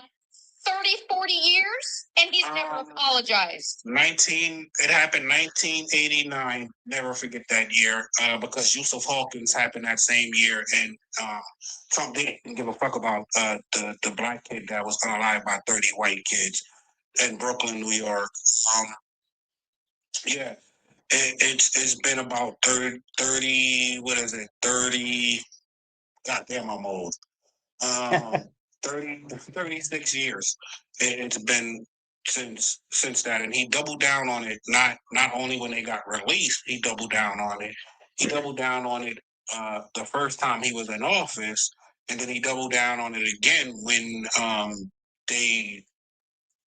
people asked him if he ever would apologize and about the lawsuit that the Central Park Five has taken out against him for defamation. No, he didn't Let me apologize. tell you, America is the least racist country in the world. What did you just say? Freedoms in the world. How Okay, can come I on, tell you've a got black this. man? Wait, please elaborate to a black man, a 40-year-old black man, how America is the least racist country in the world. Please, because every other country that had some part in the chattel slavery, aka Atlantic slave trade, had acknowledged at the UN that what they did was fucking horrible, and they need to take responsibility for it. But America, no, they don't believe it was horrible. They actually voted against it. So please tell me how America is the least racist country in the world when they don't even want to acknowledge the fucked up shit they did in this history. Well, because we're the most functional multicultural country in the world. Number one. Yeah, your proximity to something does not negate something. I can be a sexist and still have 20,000 women around me. So again, elaborate to me, a country that don't even want to acknowledge the history that they did to black people and other marginalized community, how are they the least racist? I mean, it's the United States of America, bro. Like, we're the best. We're not. The racism stuff is in Mississippi and places like that. No, and the racism is everywhere. I live in New York City. Racism is still up here. You can go Big to Apple, no way, bro. Not the Big Apple, no you way. can go to Staten Island, it's racist as fuck. You can go upstate New York, also still racist as fuck. You can actually look on because we still have the sundown town map. You can still look in California, they still have sundown towns in California to this very day, 2026. Please tell me again, a black man that's been alive for 40 years, how is America the least racist? In the context is the racism just exists, but it's the least in the world. And no, it's no France such. is much First more of all, racist than us. first of all, England is much more racist than First us. of all, it's no such thing as least racism. Racism is fucking racism. I don't know when y'all think that 1% racism is better than 100% racism. Racism is fucking racism. But I still want you to answer my question. America, out of every other country that was at the UN and voted on and spoke about the Atlantic slave trade, America is the only one that denied to vote and acknowledge that the Atlantic slave trade had happened and that it was a horrible event. So please tell me how America is not racist if they don't even want to acknowledge the tragedy that America has committed. Well, we have Black History Truckers Month in in the, February. in the queue. Truckers in the queue. Gunny, if you want to bring him out. Is that a Trump reporter? So I would say No. America's the most unified country. I mean, No, we're not unified, and again, Black History Month ain't shit. It ain't shit because they still don't acknowledge the stuff that the sacrifice that Black people have put into this country. 28 days to celebrate a little bit of stuff. It ain't shit. well, I think you have the of every Black American. Apex. Just your Apex. It's a fact. Apex. Can you tell me who Daniel William Hall is? There's probably 1,000 of them in our country. No. You know who Dr. Daniel William Hall. Let me correct myself. Dr. Daniel William Hall. I'm not sure who that is. He was the first successful open heart surgeon. He was a Black man. You know what America did? They labeled him as a janitor on his pay stub. Wasn't until 25 years later that he got the that he got the knowledge of his accomplishments. So yes, America is still very racist. They gave it to some 2026. Are you talking about like we can talk about now too. Memphis, Tennessee, 60% of the population is Black people. We still have redlining going on in Memphis, Tennessee. Well, I'm telling you, Orange County's not like that. Yeah, sure. Unified. Sure, I believe you. Sure, I believe you. Again, Memphis, Tennessee. 60% of the Memphis, I population. can't really speak on Memphis. Okay, Mississippi just finished their last segregated school in 2016. I can't criticize Mississippi. I think they're probably still way behind, and it's small. It's multiple places. It's multiple places. Sure, you know, like like the more modern states are the least racist. No, Like California, bro, it's great. It's a great again, state. I just pointed out to you that California still have sundown towns. You can look up the map. Apex, are you aware that that there are multiple sundown towns here in California? I have Do you, yet to first of all, experience. do you know what a sundown town is? Do you know what a sundown town is? A town where the sun sets. What? Okay. I think you should go crack Sundown open a new town. one. I mean, these are slang A words I'm not sundown familiar. town is somewhere where someone other than white skin is not welcome, and you shouldn't be around after dark, after sundown, because bad things will happen, Apex. And let me tell you, let me name one for you. Let me name one for you in Northern California. Red Bluff, California. You don't want to be black in the dark there because bad things will happen to you in Red Bluff, California. Vidor, Texas is another one. I had a Marine. The foothills, though. You're probably talking about the foothills. This weird shit, like in the foothills, like exists, Apex. Bigfoot could snatch you in the foothills. Like big deal. Like, what's your point? Like, Red Bluff is a large town with a hospital. It's like a big, huge thing. It's not. It's right off of the I-5. Like, what are you talking about? You live in La La Land. How's the weather there? Also, we still have medical racism. Hell, the person that's leading that's supposed to be leading all the medical research, RFK, him himself is fucking racist. I don't sit on national TV and say that black people need to have a different vaccine schedule, which is pseudoscience because their body is different than white people. That's racist as fuck. It's just probably dumb people that are just, not that bright saying shit like that. So why do black women have higher maternal mortality rates? Well, that can happen to any woman, unfortunately. No, the highest mortality rate when it comes to birth are black women. Yep. I did a post on that last year. Because studies has taught people, doctors, and they may not teach it physically in school no more, but it's embedded into our medical system that black people have a different body system, a different skin texture and all of this stuff. Pain tolerance, pain tolerance. This is why white people have a high opioid addiction, because they believe that black people only went to the hospital just to get medicine, and that black people can tolerate pain at a higher rate. So they wasn't giving us things like Percocets and all of that stuff. It was medical racism. But what happened was it turned around and bit white people in the ass. Because now white people are addicted to the same pain medicine that they were denying black people. Yeah, but I will still endorse the United States of America as the least racist country in the world. And we have a much more progressive country than other countries. And I think veterans like Gunny and I told you to not thank me for my service. You can take your thank me for my service and shove it straight up your ass.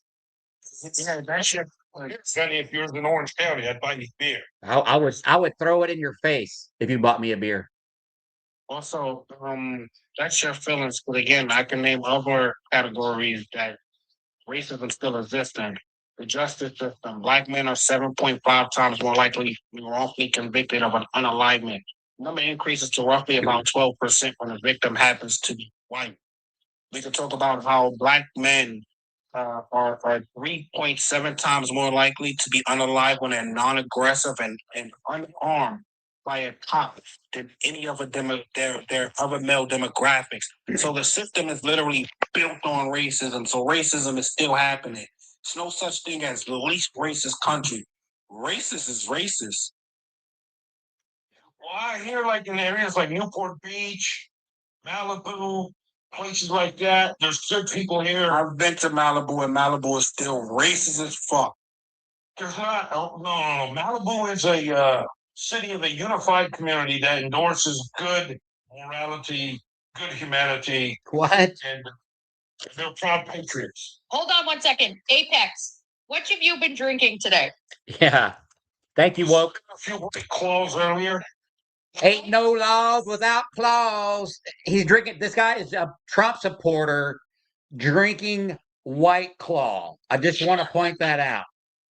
That is the most non-alpha shit to drink. Is ain't no laws when you're drinking claws. Do you this too? No, I mean, I think White Claws taste great. Mango flavor is great. You're a Trump supporter?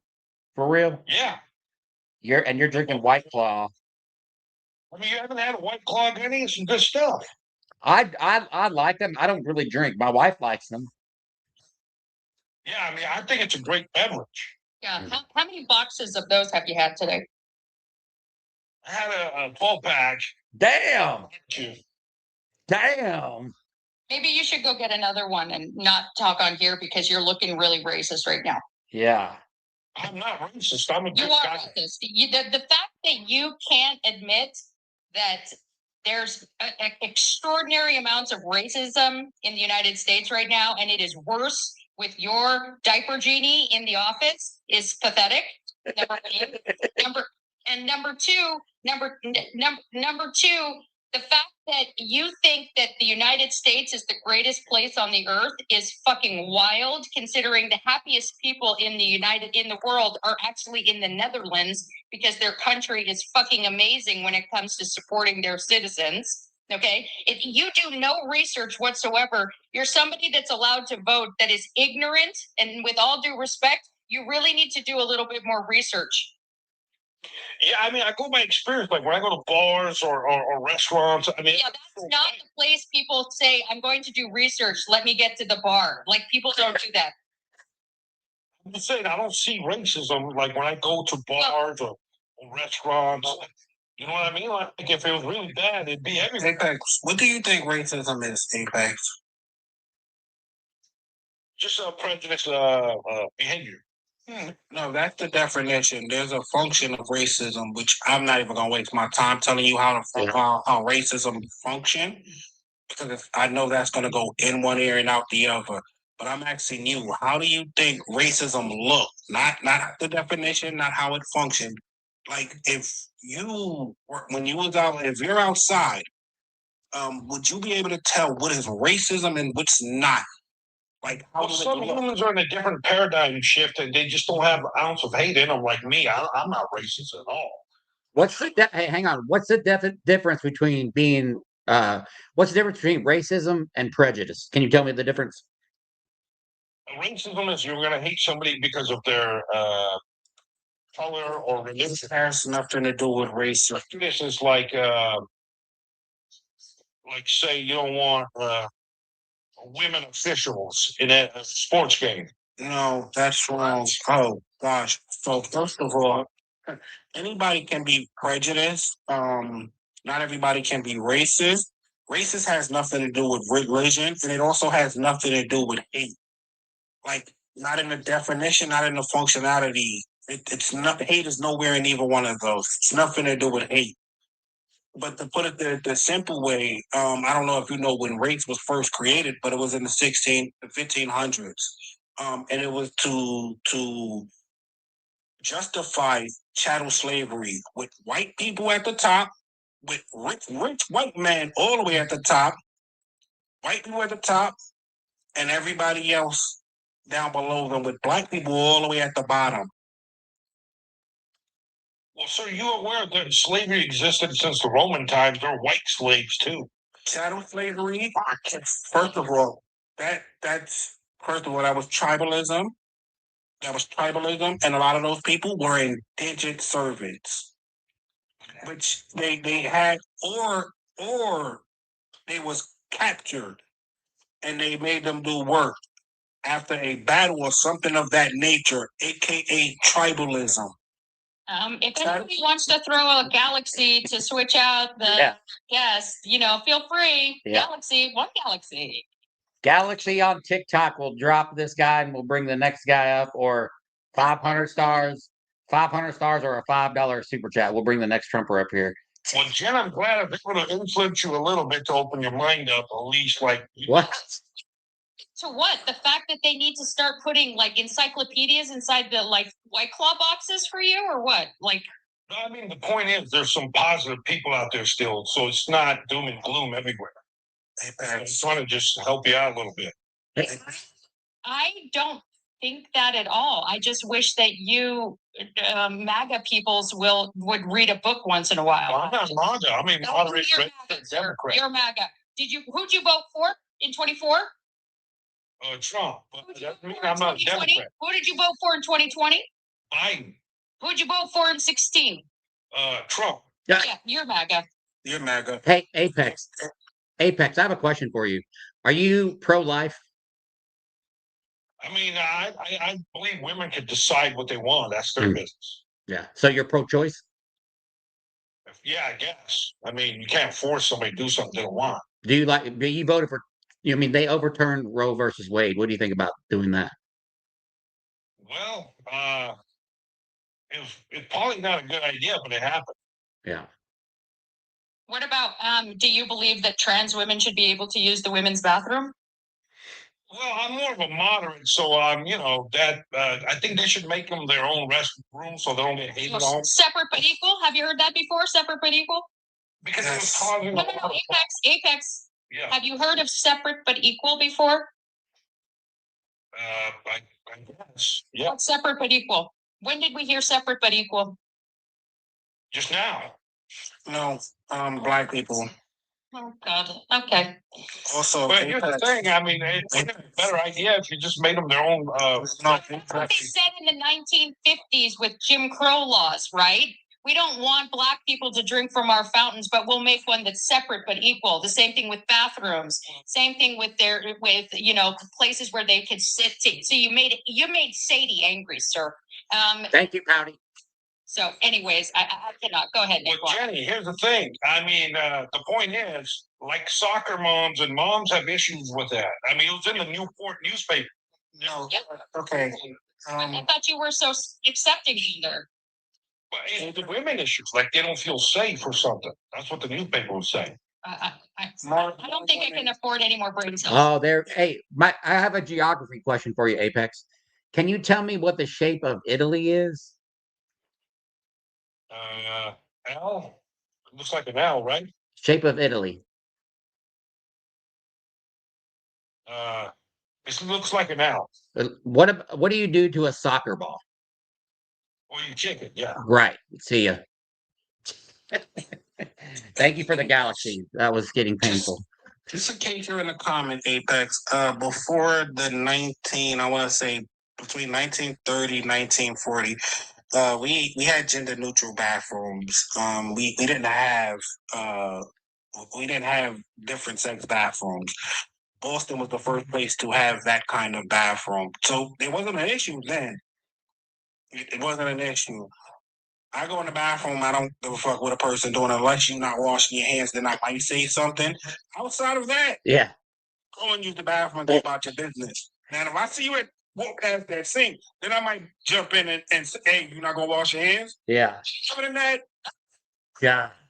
You know how many times I've been in the Walmart bathroom and then I'm washing my hands after I took a leak or whatever, and then people are coming out of the crapper and walking straight out? That's why every time I go into the department store, I always use the sanitizer wipes and we carry hand sanitizer because there's probably poop germs all over everything, the carts and everything inside of a store. People are so disgusting. Are there any other Trump supporters in the queue that are willing to come up and have a conversation with us? Type 1 in the chat or MAGA or whatever. I would like to speak to another Trump supporter. I think they still got us on a restriction. Well, we have 144 people in the chat or in the room, and if you could get us up to 50,000, maybe we can overcome this restriction, people. Please. Yeah, TikTok is crazy nowadays. Like, I caught a flag just for educating somebody because somebody said there's never been a good woman sniper. And I decided to pull up and show them it, and I got a flag for it. I had to fight to get it back, my live back. But TikTok is crazy nowadays. Certain things you just can't even show or anything no more Yeah. without catching a flag or restriction. Here's the kind of people that live in this area here. And this guy, his name is Tim Vaughn. He was a fucking racist POS. He used to work out at the same gym I did. He named his dog, which by the way was a beautiful dog, after a famous schmatzy sniper. That's the kind of people that live where I live. Named his dog after a famous schnazi sniper. And I told him, What's his name? That white devil dude or some shit like that. I think that is. this was a woman. I think I know who you're talking about. She might be she was the most famous woman. Yeah. That's the one I was educating somebody about. Yeah. I think her name starts with an R, if I remember correctly. She confirmed unaliveness is like 309. Yeah. Anyway, that's the kind of people that live in the town where I live in. Yeah. Imagine saying that there's no racism in Orange County where he lives, and then saying that everybody that is selling fruit on the side of the road is an undocumented immigrant, Mm-hmm. and then saying that there's no racism. You're Yeah. the racism, sir. You are the racist. Yeah. All right, let's go ahead and just bring a couple friendlies up while we're waiting. Who's been sitting up here a long time? Let's bring up Fodder. I'll just start at the bottom. Yeah, I know, Warren. Tell me about it. A lot of these people have been sitting in here, so probably won't come up. Let me see here. Master Port Angeles, Washington, in the house. What? Port Angeles is beautiful, actually. Benny's in here. Is Benny down here on YouTube? Benny, if you're down here on YouTube, hey, what's up? What's up? What's up? All right, next, let's see here. I'm just scrolling through the list here, working from the bottom to the top. What's up, Curious George? A lot of you guys have probably been sitting in there a minute, probably just dropped out. Let's see. I'll give you guys a couple minutes. You're quite welcome, Enrique. Thank you, Curious. Thank you for your service, sir. Thank you, Kaz. Appreciate you. Let me see if I can help you out here. Yeah, you're good. Yeah, if you just want to start from the bottom and work your way to the top. Let's see, does that work?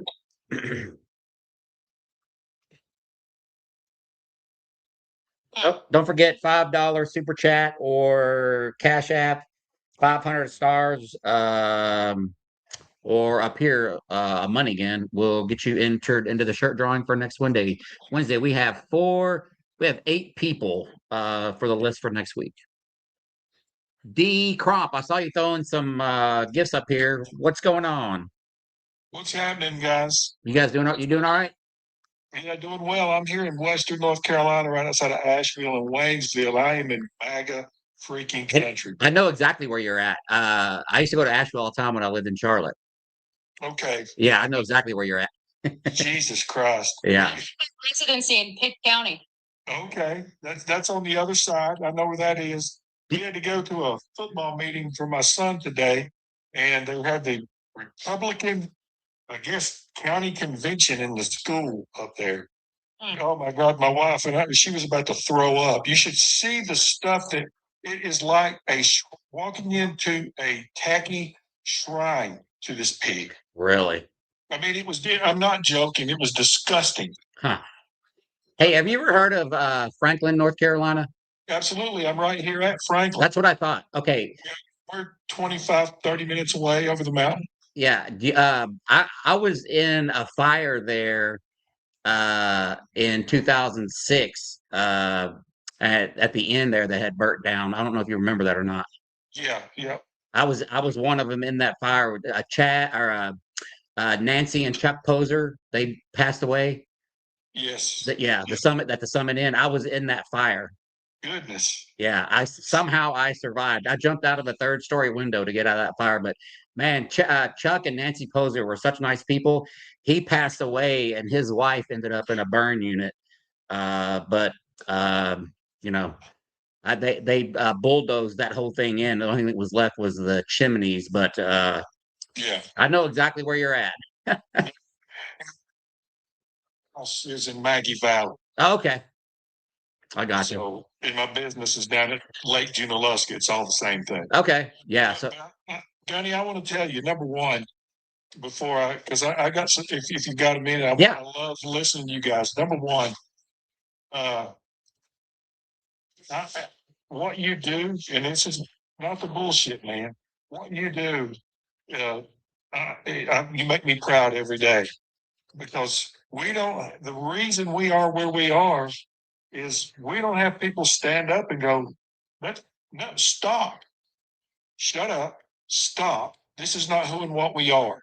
And for you to go out there every day and not back down, and because, dude, I'm a former military guy, military police, investigator, all that good stuff, and then came home in civilian world in law enforcement, worked homicide, worked rape, did all that good stuff. And what you're doing, man, you're putting yourself in harm's way, and I understand that because I watch you every day. oh, thank you so much, and thank you for your service too, by the way. Well, thank you.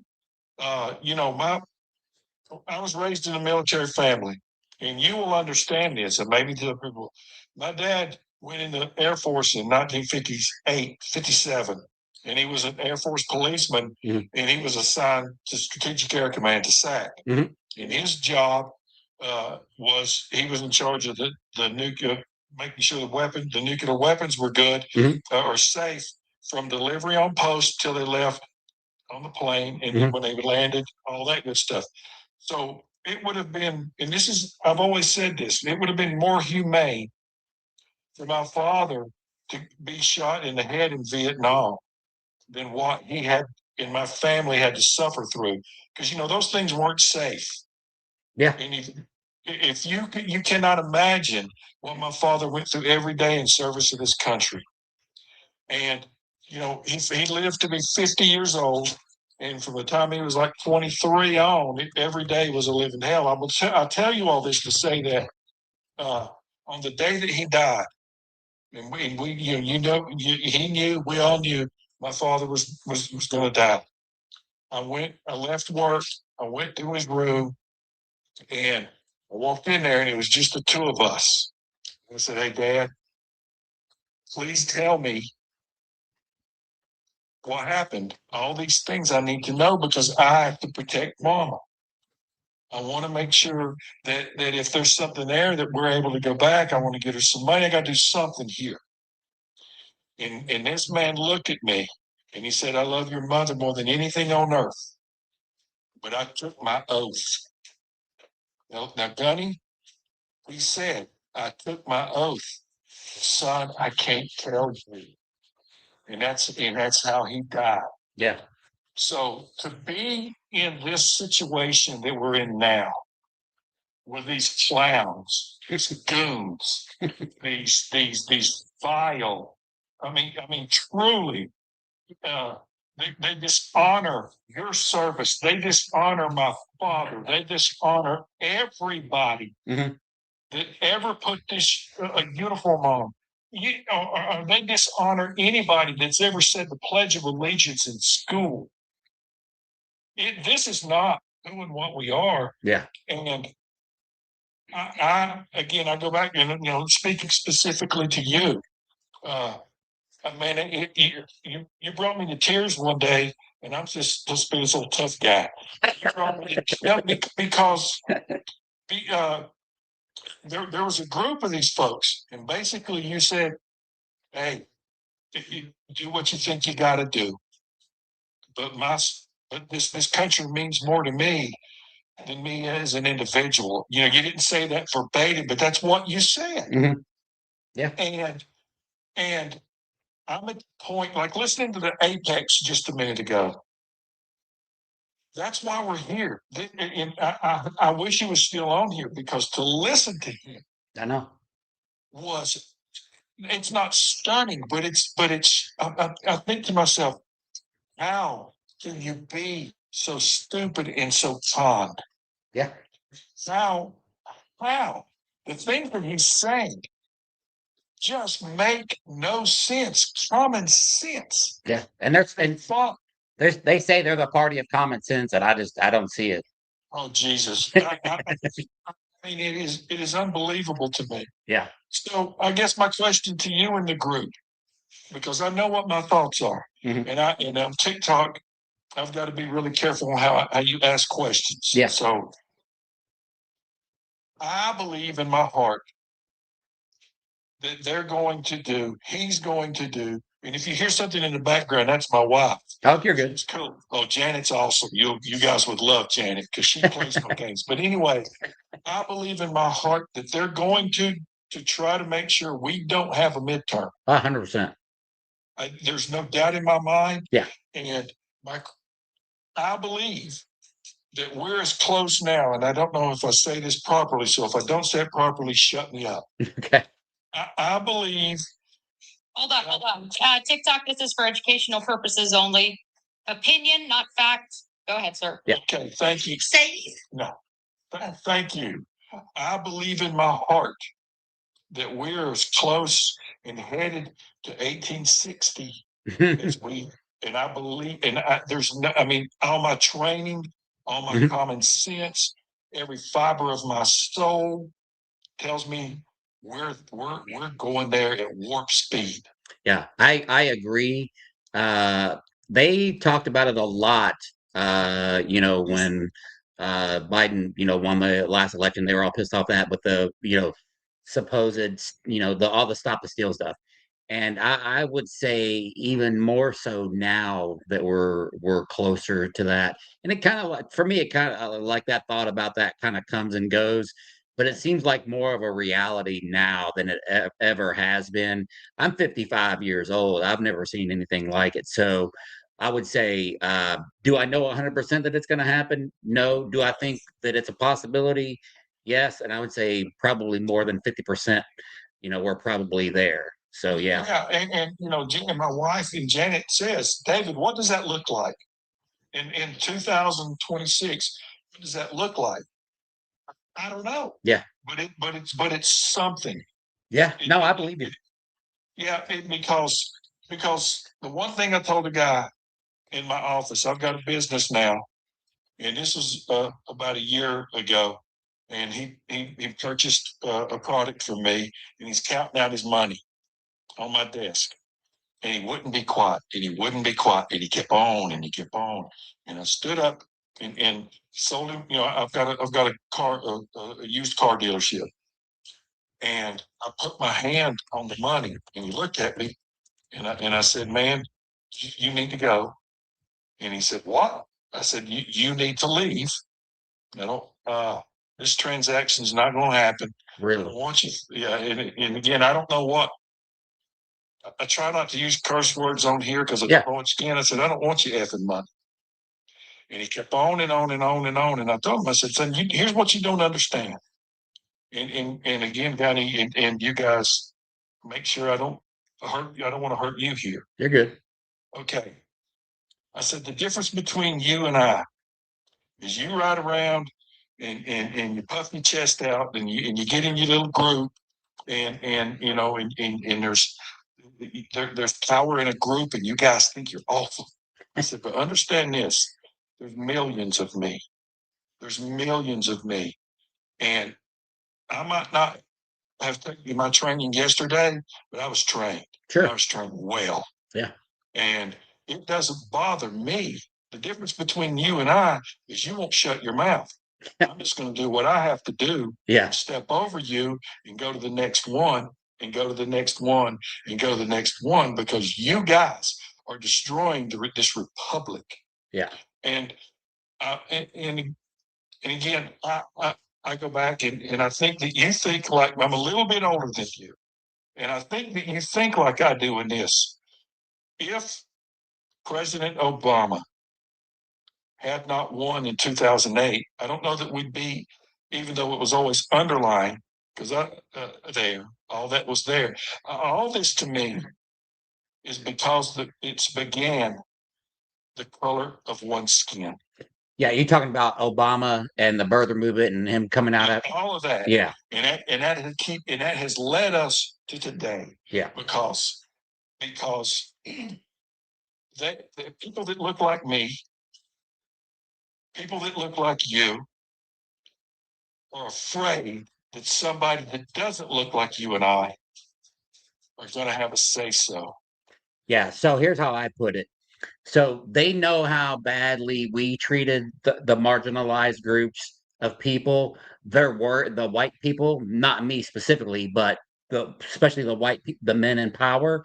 They're worried about becoming that minority because they know how bad they treated them, and they're worried about how bad they will be treated. That's how I kind of talk about it. But yeah, I agree. I think I can agree to that to a certain point, but I go back and say that these people, these cult members, as I call them, first of all, like again, tell me if I'm wrong. I can dress up, and this sounds really narcissistic. I can get on a plane in Asheville. I can fly to Florida. My wife and I can dress up. I could probably get Mar-a-Lago. You know what I'm saying? All these people, like around here, these people came. He just laughs at them. He takes these people that are uneducated and just says this stuff, and they go, hell yeah, Yeah, hell yeah, listen to him, listen to him, listen to him, listen to him. Oh my God, he speaks for me. This freaking orange buffoon doesn't speak for them. He shits on a golden toilet. yeah. I'm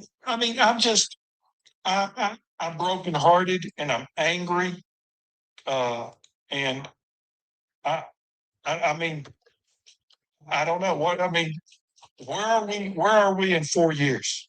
Yeah, that's it. So I think to get to where we were before this administration, I will tell you, I think it's going to take 10 years for any type of healing, any kind of maybe us trying to come together or whatever. 10 years definitely on the economic and all that kind of stuff or whatever. But it's a long road to get, I think, to get to where like you and I are going to be able to like talk to people that voted for Trump supporters. And that's all Trump's doing because he started this shit back in 2008 or when Trump came on the scene. He's the reason for the division, and you can Yes. and Yes. yeah, and Jen, what do you think? Like, what do you think?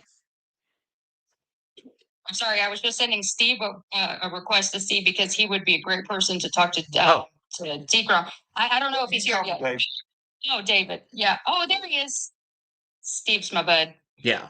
Where do I think we are? I think you are correct. I think we are in big trouble if we don't. And that's why I really want Steve here, and his message is so important.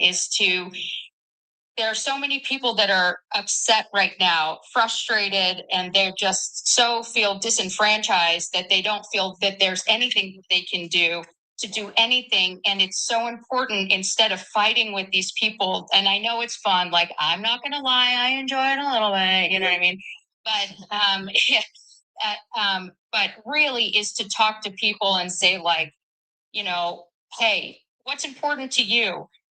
Well, if that wasn't fulfilled by this diaper genie, like, don't sit this one out because you feel like your voice doesn't matter.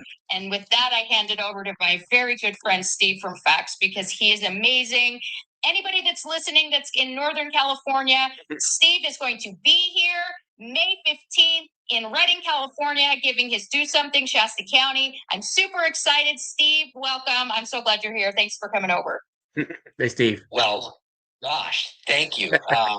Thanks for commenting on my video today, by the way, Gunny. My motorcycle behaved marginally. Yeah, I thought like I said, I could hear that. I call it a gallop. That's what it sounds like to me. It sounds your bike. Is that a 1200? It is. Your bike sounds better than mine.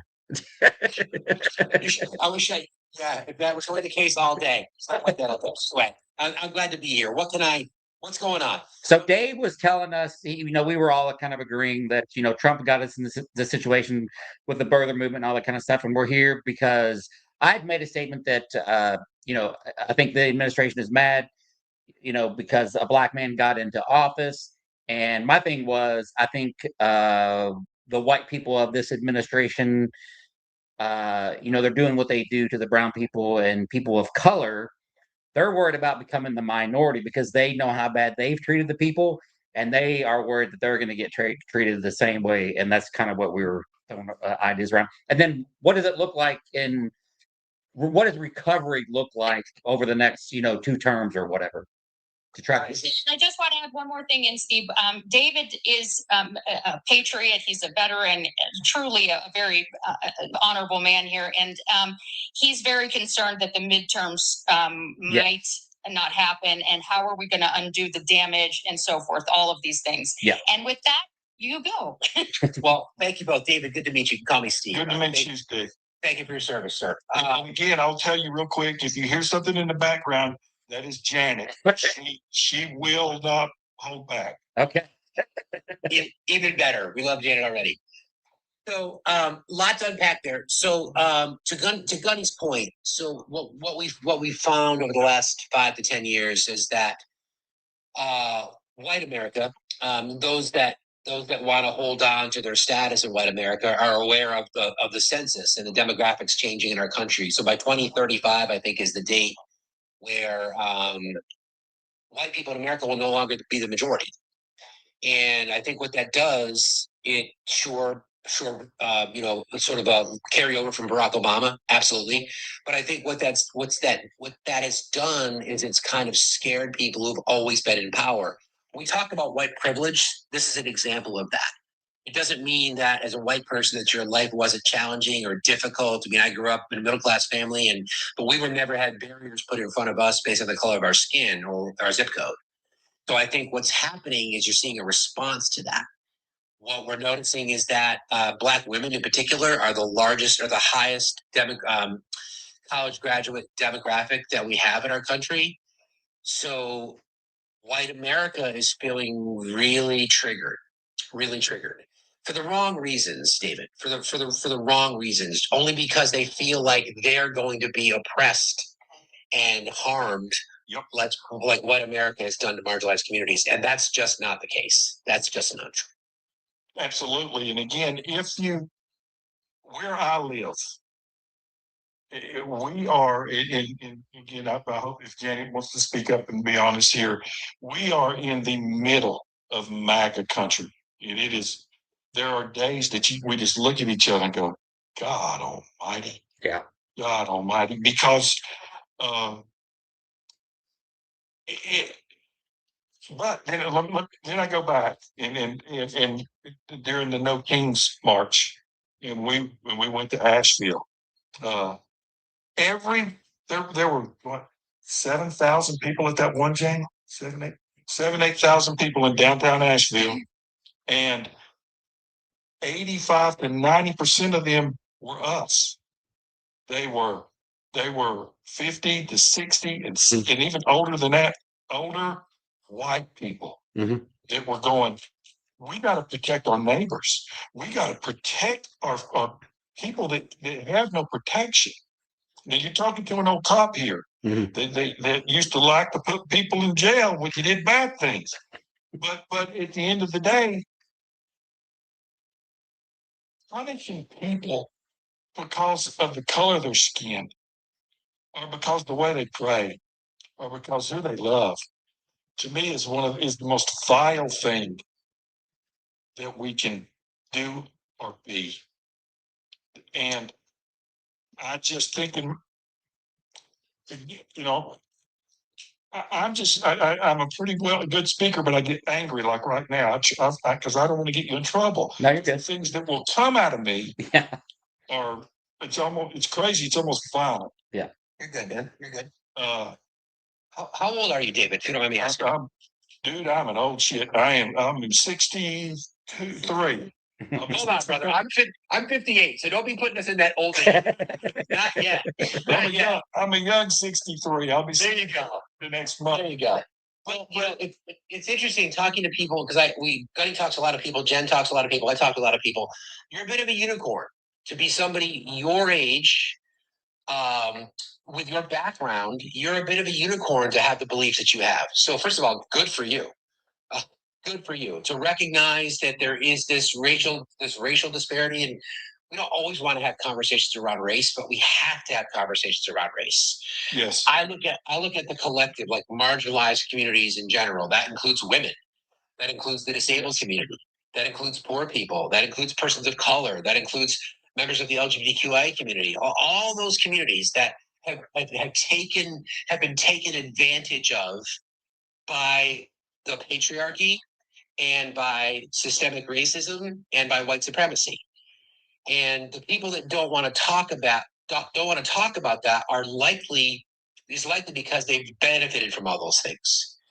That's what we're fighting for. Yeah. Well, I agree, but and I know I'm spending a lot of time talking. And again, thank you guys for letting me speak. But I go back, and this is a story, and again, I'm not making this up. When the orange pig and the Russians won the first election, okay, when the 2 or 3 days later, Gunny, you know what I'm talking about. If you're on I-40 headed from Waynesville or Franklin to Asheville, down at the Haywood-Buncombe County line, there's a truck stop, and we stopped in there to get gas. And these 2 African-American truck drivers, I guess, were in the building, and they walked out to get a cigarette down at the other part of the parking lot. And this redneck dude, this old beat up truck had a rebel flag attached to his truck that was bigger than his damn truck. And he pulled in that parking lot, and I'm sitting there and I'm watching him, and he looked to the left and he saw him, and he stopped, and he went back, and he went right by them very slowly. Dude, we're in charge here. We took our country back. And I started in a scene in that parking lot over there that day. And I asked myself, and I'm going to, what have we lost as a white person, as a white American? What are we losing? Not a god dang thing. We are though, and it's okay to talk about that. We are losing things. No. What I'm asking is, what are we losing because somebody that looks different than you is going to have some say-so Nothing. over their life? Yeah, nothing. What the fuck are we losing? Yeah, nothing. Good point. Nothing. Exactly. Yeah. Good point. The big picture on that same side of that, it's David, right? Yes, sir. On the same side of that, the people that have disadvantaged all of us happen to look like us. Yes. The ones that are in the seats of power, the ones that are pulling the strings in legacy media, corporations, the lobbyists that are helping corporations get richer and richer and richer, and people like Jen, she knows how much I care about her, and an ER nurse, mother of a military son, busting her fucking ass pardon my French, Gunny, busting her ass every single day. Those are the people that are getting harmed by the system. I say this a lot on my show. A system built by people who look like us to benefit people who look like us, to protect people who look like us. And that's the part that we have to, that's the acknowledgement that white America needs to have. That's the acknowledgement that you're not going to lose anything. In fact, when we prioritize children, when we prioritize women, when we prioritize marginalized communities, our entire society is better. It's better. Education's better. Health outcomes are better. Infrastructure's better. Communities are better. So to your point early on, it's the fear that something is going to be taken away. Yep. So how do you make it better? I don't know. That's the part where I'm struggling. How do we change it? Because we are so deep in this rabbit hole. We are so deep in hate. We are so deep in division. We are so deep in this. Again, this sounds really bad when I say this part, because we're so deep in I sometimes I use the term the lowest common denominator.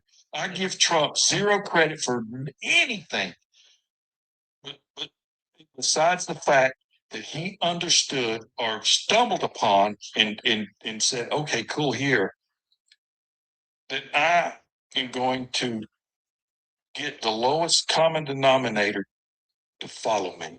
Yeah. Now that sounds really badly, like you think you're better than somebody. I don't. But again, living, living here, and I love it here. This is my home. But living here and seeing this, it is stunning if you see and hear what we're around here. It's interesting that you say that, David, because yeah, I don't know if it's giving Trump credit, but what I think it's done is it's exposed how fragile our systems are. Because for any system to function, whether it's democracy, whether it's corporations, a small business, there are rules, but it requires honorable people, people with character, people with integrity, people with ethics to function within the system. And because people like Trump and others, and not just Trump, but corporate capitalists and those people that have taken advantage of the groups we were discussing earlier, because they're not willing to abide by the rules of the system, that exposed something potentially for us to say, okay, we need stronger guardrails. Yeah. Maybe more Americans now are aware of how much money is in politics. Maybe more Americans are aware now of how fragile our social safety net is. I'm a progressive. I'm a true blue progressive. I live in Vermont. Bernie Sanders is my senator. I grew up progressive, so I want. Why leave me for you when you said Bernie Sanders? Sorry about that. Sorry, bro. Sorry. By the way, I love Asheville. Been there many times. I'm just saying. I'll leave that right there. So I want change but it's aggressive. It's going to take courage. It's going to take Democrats and even some moderate non-MAGA Republicans to realize that the biggest issue that we all have that's affecting every one of us is money in politics. Yep. That is the single biggest issue because we don't have a voice. So the only way to get that voice back is to vote for people who are willing to take on the corporate machine. And that's progressives. So there is hope. There is hope. So what you should be looking for during the primary season are candidates that are willing to sign pledges where they're not going to take corporate PAC money, that they're going to vote against lobbyists, that they're going to vote to overturn Citizens United. Start there. So there is a way out of this. It's just going to take some guts. It's going to take courage. It's going to take commitment. Keep this in mind.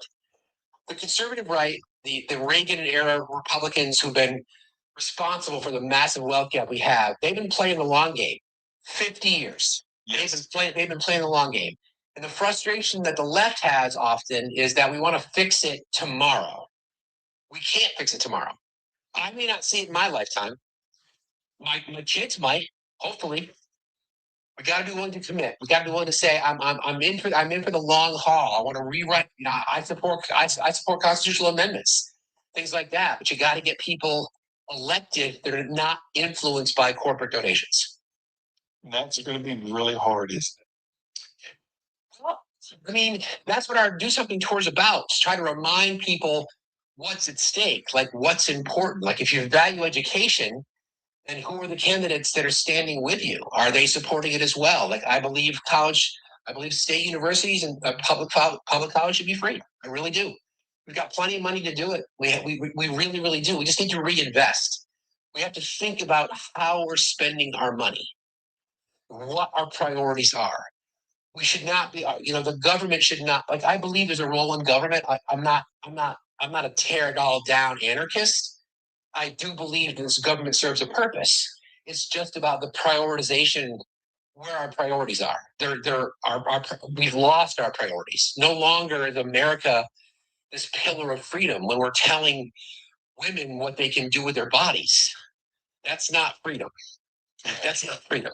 Yep. We got to take that back and just remind people how important public education is and how important nurses are and caregivers and and people who are just struggling to make ends meet. It always frustrates me when we get people on the right who come into a live, and I've talked to them, I know Gunny has, and they brag about working 70 hours a week. Yeah. I don't want people to have to work fucking 70 hours a week. That's ridiculous. I know. That's not a flex. No. That's not a flex. Correct. Yeah, and that's where we sit. You know, you think about corporations like Walmart. When you go through your training, your onboarding training at Walmart, you're taught how to apply for federal subsidies for food stamps and EBT benefits. Think how crazy that is. I did not know that. Yeah. Yeah. That's crazy. And you're trying to tell me that Walmart doesn't have enough profit to pay their people a living wage? Come on now. Of course. And Yeah. Gunny, they double dip. Yeah. So their employees get EBT benefits, and then they spend the EBT benefits at Walmart. There you go. Wow. I didn't know about the training part. Yeah. Yeah. Wow. Yeah. Wow. And it's not unique to Walmart, but that's just a stark example. There's a great documentary. I wish I could think of the name of it right now, but it talks about that. That's where I learned it from. And so that's the issue. So to your point, I feel your frustration, man. We all feel it. This is why I do this every day. This is why Gunny does this. This is why Jen talks about it. This is the stuff that's literally sucking the life out of what the prosperity that's available to all of us. Like there's no reason the United States should not have the absolute best public education system in the world, best healthcare system in the world, best infrastructure, best past innovation, home ownership, all these things. There's no reason for it. The problem is money. The problem is the people at the top. Did you know, David, that there are 900 billionaires in the United States? They have a combined wealth of $8 trillion. Trillion dollars. Yeah. Huh. That's the problem right there. If I had a magic wand, like I talk about healthcare a lot, Jen and I have had many conversations about this. If I had to choose, like Steve, you can pick one priority: Medicare for all, everybody has healthcare tomorrow, or overturning Citizens United to get money out of politics. I would choose that one. Getting money out of politics. Yep. Because we can do that, then we can do everything else. Yep. Yes, and 100% I agree with you on that. But I go back to the thing that I was saying earlier about to get to there, and before you got on, and Gunny and I were speaking on this. To get to there, it's going to be rough. I mean, go back to the military stuff. People like me, man, I'm there. I'm done. This is, to me, it's unacceptable. Thank you, Woke. Hang on one sec. Scott, you're a Trump supporter? Scott. Scott.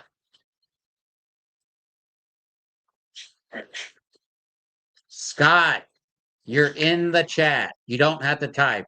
I can hear you typing. Scott, you just typed, I'm trying to figure this out. All you have to do is open your lips. Move your lips. There's a Trump supporter in the chat. He's literally just had to speak, and he's typing in the comments. Scott was watching reruns of the Andy Griffith Show. I think it's lots. Yeah, she says, but Gunny, before you never quite answered. We never got to the answer that I wanted to hear. I want to hear from you. Oh yeah, what's that? When we go back and we talk, because everything that Steve is saying, he's spot on. Yeah. But I want to kind of go back and from now until the midterms, or until the end of whatever this administration is, or whenever it is, what does this country look like? You know what I'm saying? Yeah. What do you really truly believe that it looks like? I know in my heart what I believe, and that's sad. Yeah. Scary. You want to take that, Steve? What's the question? Like, what's the question? Like, what do I think? What's going to happen between now and the midterms, or what's the question specifically? So, you know, the midterms, yes, but and again, I have to. I don't know exactly. I do, but I don't want to get Gunny or myself or anyone in trouble. He kind of believes like I do that like it could be Bad things are fixing to happen. civil WAR maybe. He's thinking that's a possibility is what. Yeah. Okay. I don't necessarily think so for a couple of reasons. One, I think that's part of the fear mongering that I think people on the corporate power, like we discussed, wants us to believe. And two, there are literally more of us. When I say more of us, I think there are more people in our country that believe what we're talking about. We know that from data. We know people want healthcare. We know people want a better education system. So it's like, what are you fighting for? And as you're starting to see MAGA support crumble, and you're starting to see them losing elections, and you're starting to see a lot of the people that are in their media influence sphere abandoning them, they're in a really small minority. So I don't worry about that group of people. I really don't. So I it's my opinion, but I don't worry about that.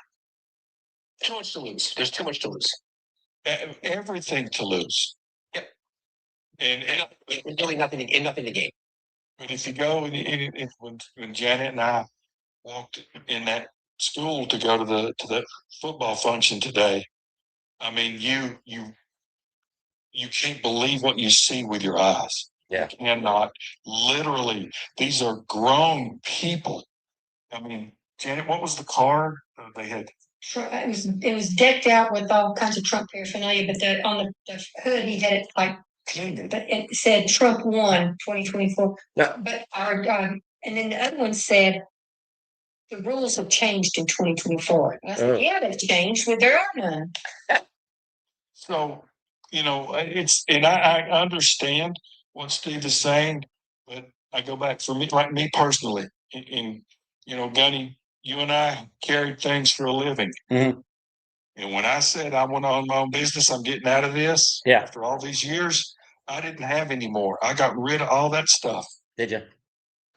If you go to my office right now,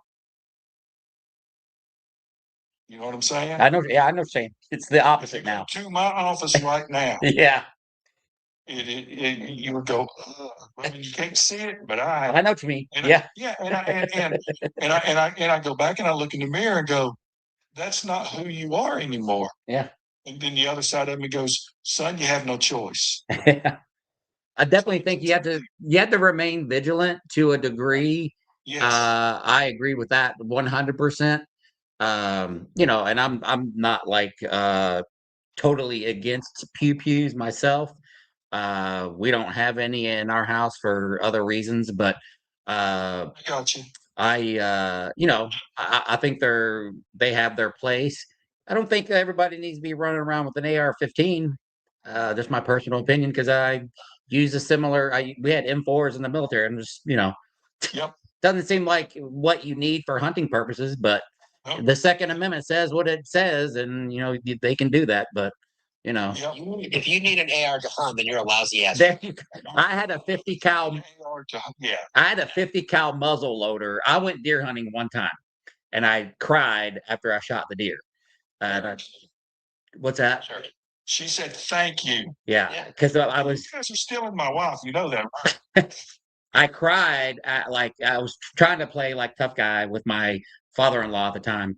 But after it was all said and done, I was sad. I cried, and I bought this muzzle loader to go do that. I sold the muzzle loader after this was in Ohio, after I went back home to North Carolina. I said, I'm never doing that again. So yeah, single shot muzzle loader. That's a different kind of a hunting experience.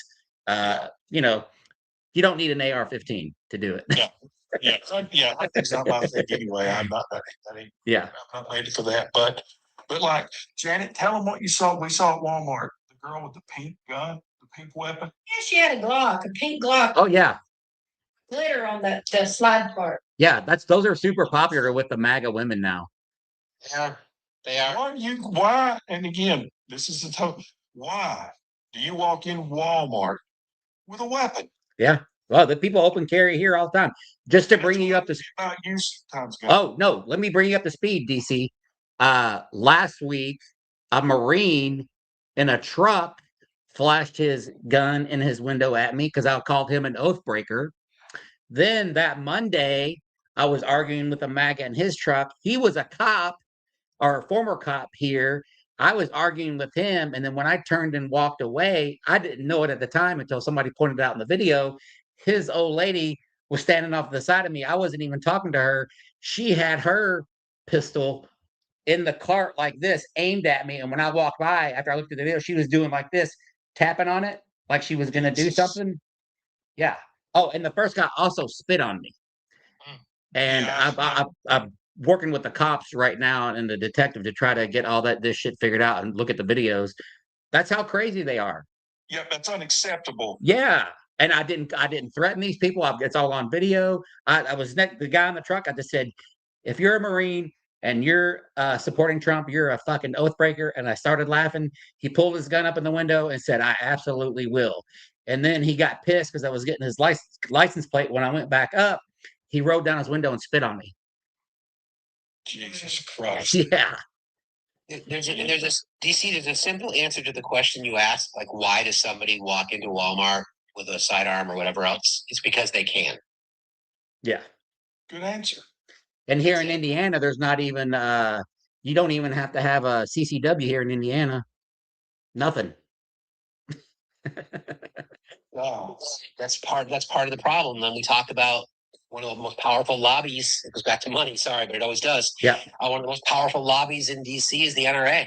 Yeah. Right? They are lining the pockets of so many politicians. And once again, if we can get people elected that will not take corporate lobby money, that's how we enact changes. The number one cause of death in America for children ages 1 to 18, I don't need to tell Jen this, she knows, is firearms. Whether that be through self-unaliving or through mass shootings or whatever it might be.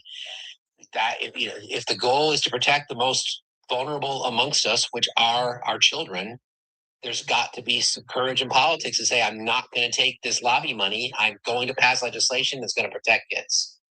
Let me show. It's always going to come. It's going to come around to money every single time. Let me see if you can see it in this picture. Hang on one sec. Let's see. Right. Look right. See it there. Look at that. See your hand. Right. Jesus Christ. Right there. Right there. As a cop and a military police officer, man, that gets my antenna going. Yeah. God almighty. That's crazy. Yeah. So I showed that to the cop. And like I said, when I posted the video and walked past her, I didn't even notice. People were like, Gunny, she's aiming a gun at you. I'm like, what? And sure enough, I went back and looked and she was. I'm like, holy shit balls. Holy shit balls, yeah. But when the other guy did it, I was like, oh, I was like, because I guess he thought he was going to scare me in the truck, the guy in the truck.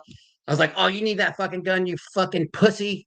I was like, pull that fucking gun again, you fucking pussy. And then he spit on me and I got off the Harley and I said, get your fucking ass out of that truck, you motherfucker. I was like, and I went off. Like, I guess he thought he was going to scare me. It's like, he didn't, but it was an emotional moment. I'll just say that. Yeah, absolutely. And, it just, we've got are y'all like me? Like I walk around angry, but I'm heartbroken. And, I served initially and Ronald Reagan was the president. Mm-hmm. I was in basic training and all that stuff. I went through my training and went through in military, police, and I never voted for him, never would vote for him, but I would have died for him because that was my job.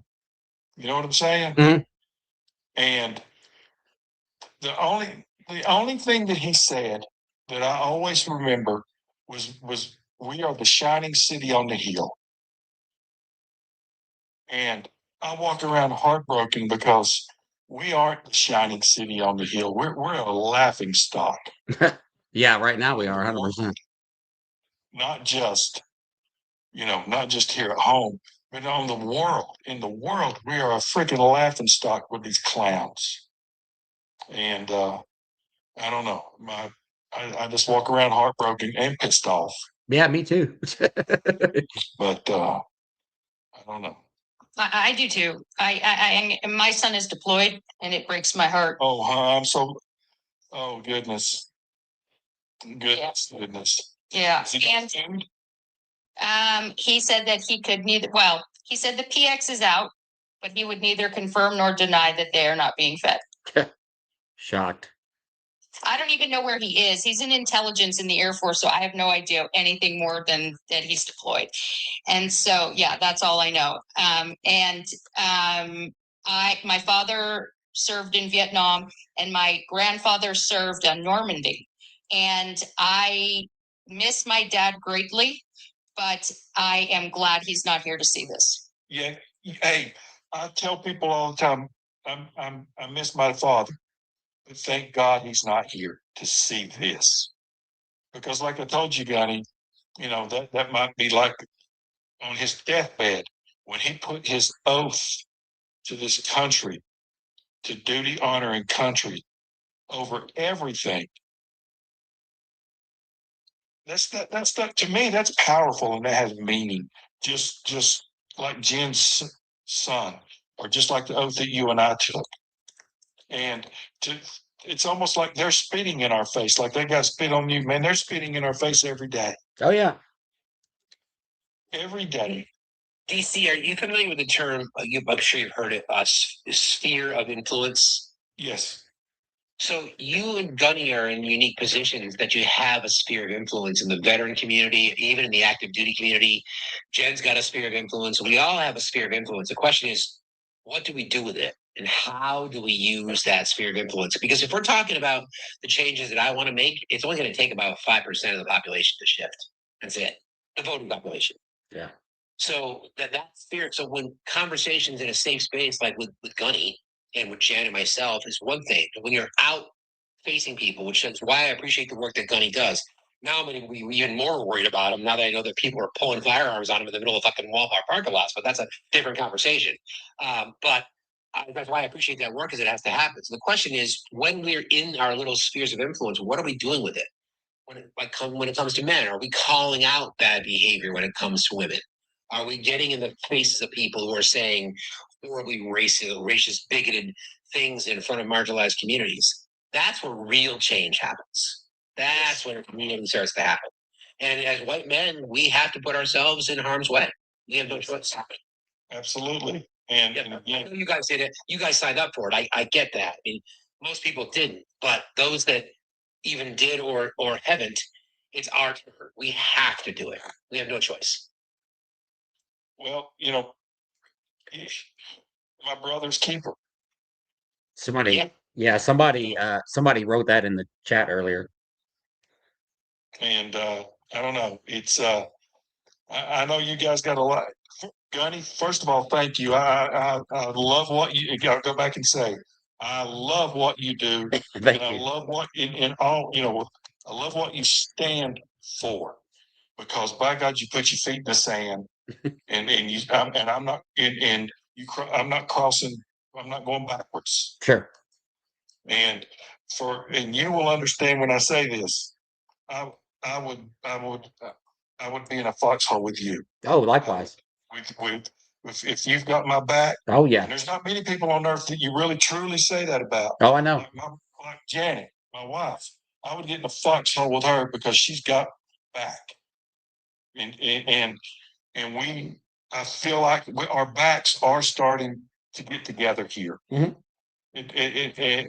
And I know that I've said a lot of things where I feel negative, but you also feel the sense of change in like the marches in Asheville or here in Waynesville, the people that are starting to go, wait a second, we didn't sign up for this shit. We didn't, but I still think it's going to get worse before it gets better. I truly and maybe it has to. I just wanted to point out that all the stuff you see me doing with MAGA and the Gunny in the Wild, which by the way, Steve came up with Gunny in the Wild for me. Uh, that's 10% just in a red state, in a red town with rural counties all around me.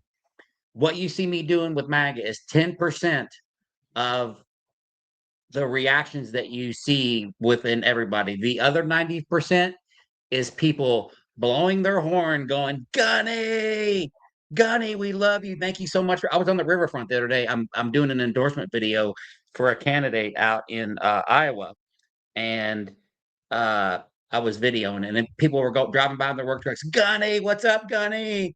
Fuck Trump, Gunny. People in the cars, Gunny. Oh my God, we love you. Thank you so much. People have actually given me cash out of their windows for gas money. So the other 90% is all positive. Just so you're aware that I get a shit ton of love here. And even when I go to other states, like I have to go to I'm meeting Bernard Taylor Wednesday in Indy. And when I go there, I get a shit ton of love. So I was actually genuinely shocked. And the longer that I've been doing this, the more love that I get, and people come over. I park at Target parking lot. People come over. I'm talking about teenagers, 20-year-olds, 30-year-olds. They're like, Gunny, oh my God, I love you so much. Are you the fuck Trump motorcycle guy? I'm like, yeah, that's me. And they're like, oh my God, I need to take a picture with you. Oh my God, my husband's going to be so mad he's not here. So just so we're clear, there are more of us than there are of them. And I've always said that. But you know, and like Jenny just said, it's they're the vocal minority. Yep. And I said they puff their chest out, they follow the orange turd, they say the same thing over and over and over, and they say it loud. Yeah. And it's always the same. If you watch enough of my videos, it's always the same thing. It's always the main talking points. It's and I'm getting ready to post another video. Like, why do you like Trump? Because mass deportation, and men and women's sports, and men and women's bathroom. It's always the same fucking bullshit. And then I'm like, well, can you name me a Trump policy that has benefited, everybody in the United States equally, more than has the top 1%? Well, no, I can't do that. Well, Yep. I even had a guy tell me, I asked a guy, he works for waste management out here. I think he's union, and he loved Trump. He had a sticker on the back of his 1990 Saturn that said veterans before illegals. And I called him out on it. And then he's not even a veteran. And then I said, well, what has Trump done for you? Well, nothing that I can think of. Well, why did you vote for him? Because I didn't like Kamala Harris. I'm like, what? And you know why? Well, we know why. Yeah. Yes. Yeah. That's a pretty easy answer. Yeah. And so, I would love for you to let me come back in the future. Sure. And before I go, I'm gonna humor the Marine here because I'm the Army guy. Okay. And I'm gonna humor you because I've said this since I was 19 years old. It's one of the greatest things ever. Military police school. You know what OST, one station training. Yep. All right. Back then in Army for military police, you were basic and military police school with your same DIs, one station training. You were there for 7 or 8, whatever it was, months. Same company, same everything. You graduated from basic on a Friday. You started school on Monday. So I was in charge of my company of 160 of us, and we were about halfway through MP school, and all the other branches had had their police training there too, but they were separate. So you had Air Force that they had sent there, Marines they had sent there. So we're getting ready to chow one night.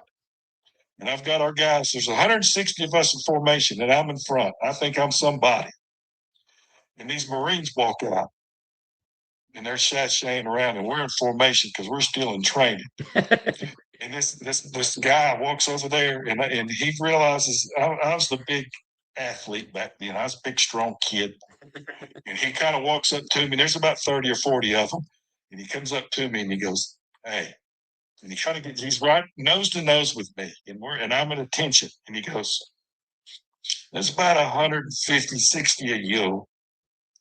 There's about 40 of us. That's about even, son.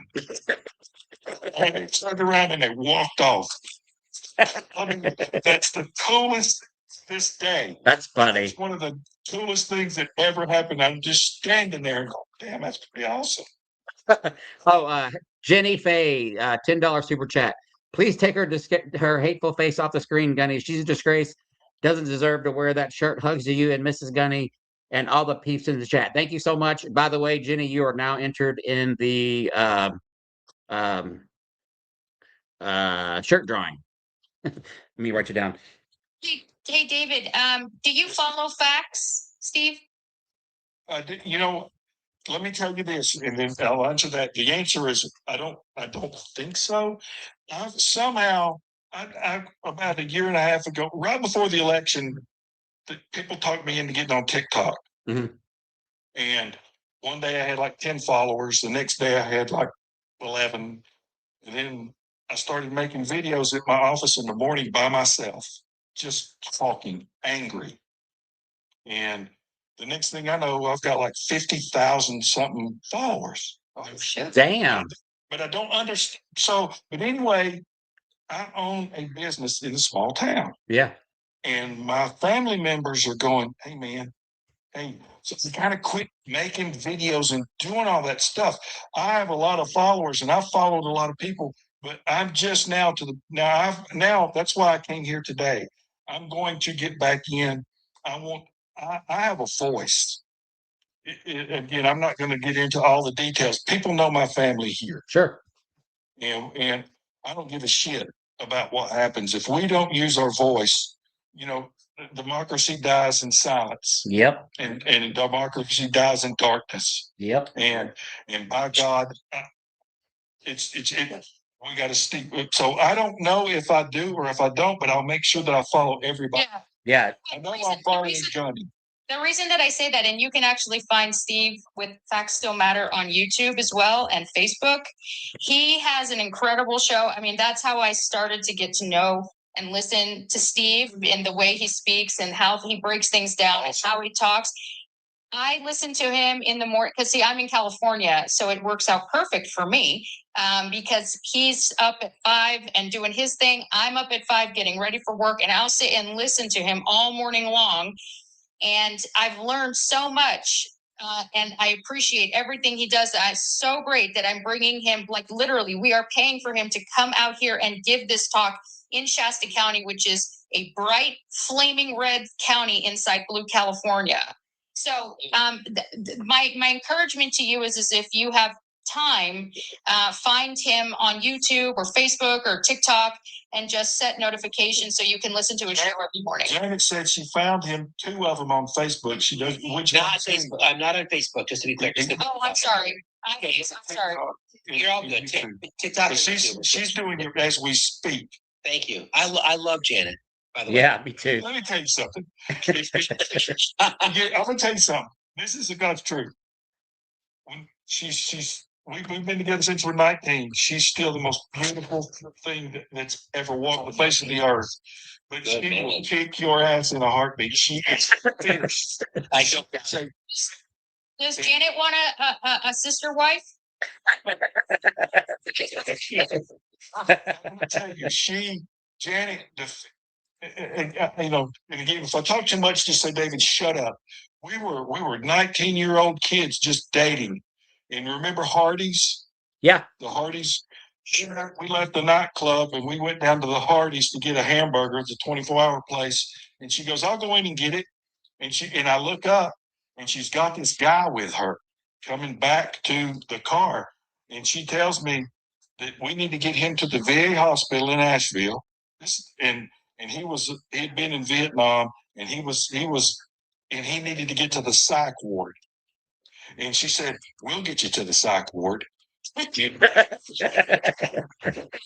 And I mean, so our whole, the thing, and that's again, I've always been kind of compassionate because I was the biggest kid and I never wanted to be the bully. I was the big, strong athlete guy, you know, but I'm, you know, back when you're a kid, I never wanted to be the bully. But Janet has always defended the people that nobody defends. Yeah. And if we, in this time right now, and you know, when I go back, Gunny, because this is what you do, and I mean this is from an old hard ass here, and it brings me to tears that people like you give a shit about people that nobody else gives a damn about. Yeah. And that's freaking powerful to me. And you know, much like your wife Janet, my wife is the reason why I started my platform. And I'll just give you a quick rundown. And if you heard the story, you know, I apologize. No, I was just doing a video where I was responding back to this specific comment. This comment in this person's chat said, this is before the election, make sure you keep your Harris wall signs in your front yard so when the Civil War starts, we know where to come. So I hit reply. I made a 16-second video with my biker vest on, my wings, and some of my medals. And I had a Harris Wall sign in the front yard, and I walked out to it, my wife's video, and I said, here you go, big dog. Let me move it closer to the road for you. And I went like this, knelt down behind it, and I said, Gulf War, Somalia, 2 tours in Iraq, I'm ready. That video went viral, and I ended up with like 40, 50, 60,000 followers over like a couple day period. And prior to that, the only thing that I was doing with TikTok was making videos of me working out and riding on my Harley and singing karaoke. My wife says, I think you can do something better with your platform now. Why don't you do that? And so I kind of modeled off, like I was already listening to Steve and people like that. And so I was like, I'm going to do this. And then the platform, kind of what we're doing here, evolved into what you see me doing with Gunny in the wild. But it was my wife's doing that I had made that decision to do that. Gunny in the Wild had evolved from that on accident, and that's just a whole nother story. So again, my wife has been the outspoken one for a long, long time, and we've been together 6 years now, or 7, married 6. So she's probably very much like your Janet. Rookie, you're just a rookie. I'm a rookie at 6 years. Yeah. Let me say this, and I'm going to embarrass Janet. And I'm not going to get into details until she feels comfortable. I've told her since the social media stuff, especially since before the election, I said, Janet, honey, you have a story. Her story is really unique. And I said, if you get on here and just speak and just talk, you're going to help more people than you can ever imagine, not just politically, but there in so many other ways. Because when I say unique, you would be shocked. This girl is different. Yeah. No, I'm not. But I just feel like social media is used because we were when social media kind of first started, when they had these message boards and stuff. Yeah. You know, when I was first started, our kid was just phenomenal. God touched athlete, and he went from just being a kid to being attacked every day. And so I've seen social media, just the negative, the stuff that goes on every day since all this for years and years and years and years and years and years. I think that social media can be used to do what you're doing. I think it can be used. What I've always tried to tell Janet, that the two of us together can have a voice that people will go, damn, maybe there's more here than all this stuff. And to be able to call people out, because what you guys were doing with that guy on here a while ago. Yeah, Apex. You guys were freaking amazing. Jen was freaking amazing. And I'm sitting here, you're talking to the old detective that understands how to communicate with people and she was just eviscerating him without being a dick. Even though they still cry that they think that she is, and she's really not. And Jen's been sitting on my panel for a long time. I had kind of a long break before I do this, but Jen has been on my panel since like early on, and Steve always pops in and out or whatever. And I learn. So whenever Jen speaks, I learn a lot, and then whenever I listen to Steve or he comes up here, I always learn a lot, and that's why I think it's super important that like these two people that are. Hang on, I'm backwards here. Make sure that you're listening to both of these people right The here. question is on the technical, how do I follow them without messing up what I'm doing here right now? You can just click on his profile picture. There should be a plus sign by his picture. If you click on that, you'll follow him. Do you see a little plus sign on the bottom? Okay, and there's Jen right there. Yeah. Awesome. Yeah. So Shit. now Now you're, some every day. yeah, now you're good. But all right, so Gunny, it's on the Gunny, is it Gunny? Yes, yeah. Just go. Yeah, just you can just call me Gunny. Yes, sir. Yes, because I'll tell you, I the people here make me proud that they're look, it's gonna be rough. I know it is, but at the end of the day, it's always darkest before the dawn, and good always beats evil. Yeah. And when Steve said there's more of us than them, I've said that forever since 2015. I said there's more of us than them. And then Janet gets so frustrated, she says, but nobody says anything. Mhm. He's doing just fine. And a Nobody lot of says a damn people, thing. a lot of people are in positions because of work that they can't. And then honestly, a lot of people are scared. That's the thing I get a lot. Probably about 50% is they can't, or the other 50% is they're scared. And I think that's why people are so amazed by my interactions with people. People are like, "Oh my God, like you're telling these motherfuckers exactly what I want to say, but I'm too scared." Some people are afraid to fly an anti-Trump flag in their own yards because of what people in their neighborhood might do. That's where we are with things. And again, I don't know exactly how red it is. We're all three of you guys are. Mhm. I guess Gunny, you're more red. Well, maybe you know where I'm at. Yeah. Yeah, I know. Yeah, I get it. And I've Pretty blue where I am. yeah, there's but now Asheville, it's just I'm from Asheville. We moved out here in 03. It was a football thing. But I sensed that North Carolina, we're coming. We're coming. And We're gonna be blue. yeah, Asheville is very like bohemian, Yes. right? Yeah. Asheville's cool. Yeah, I like Asheville. I've always had such a good time there. So people, the MAGA people in the North Carolina MAGA areas, they're always like, "Won't you bring that freaking Harley out here? I bet you won't fly that flag out here." I'm like, dude, you see me doing it out here in a red state.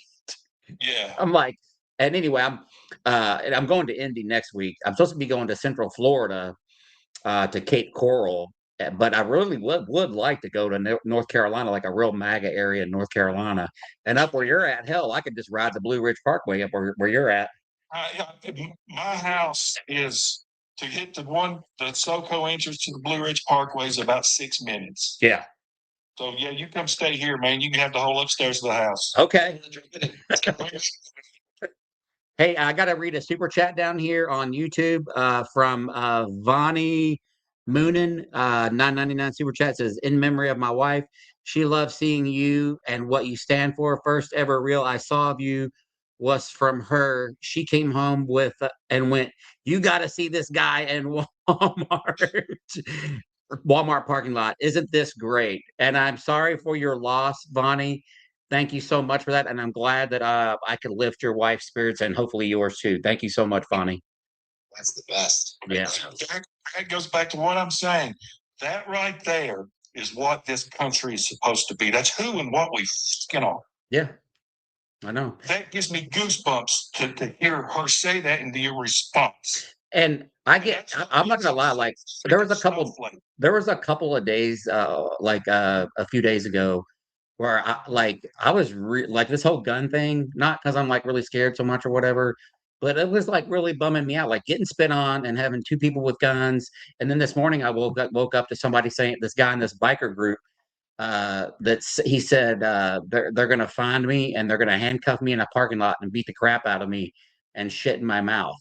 And so if it weren't for the Vonnies and the people like yourself and Steve and Jen and the good experiences of the Gunny in the Wild, Like my that keeps my motivation levels high to do that because I will tell you, like dealing with MAGA and all the negative experiences, yeah, it's funny, but like I'm telling you, and just doing what we do, Steve and Jen, and just reading and the horrific shit that we have to deal with every day, it really, really is taxing mentally and physically. So I really rely on these conversations that we're having right now and the positive comments in the section here and up here to help keep my spirits lifted. And the same with you. You know, you're using your voice now, and you know you get frustrated. So that's where I think it's important that we have these I love coming up here and triggering MAGA in these comments, but these are the important I conversations. just read that thing that the Roman says, "I love Trump." Yeah, What has he done for you? and I'm like, so what? But watch, I bet he doesn't come up here, and then I'm going to ask him, why do you love a politician? We'll just watch him not come up here. Let me see if I can find him. Nah, it looks like he probably just scrolled through because I don't even see him in the chat now. He says, "Debate me." Where's he at? I don't. Janet, I just want to say I have a panel crush on your husband. I just sent you a request, Roman. Yo. Oh, I know who this. Oh, wait, hang on. Let me look at this guy's picture. Hang on. I think I know who this guy is. I don't know you. Wait, how many followers does this guy got? Oh, I thought this was. Judge me. Why judge me based on the amount of followers I have? I have 10 or something. I'm not judging you. I thought you were another creator genius. So why do you shut up? Why do you love a politician? Because he's going to make America great again.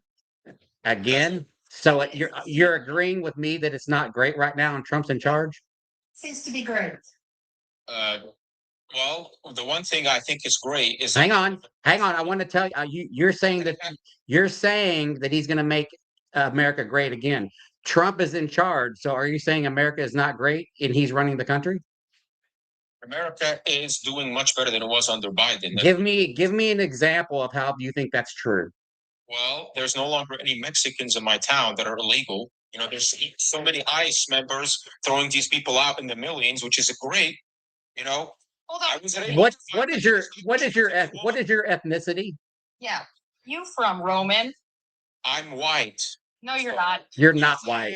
Where are you from? Where are you from originally? Tampa, but I never moved to Arizona. Yeah, and where did your family come from? Tampa too. My mom.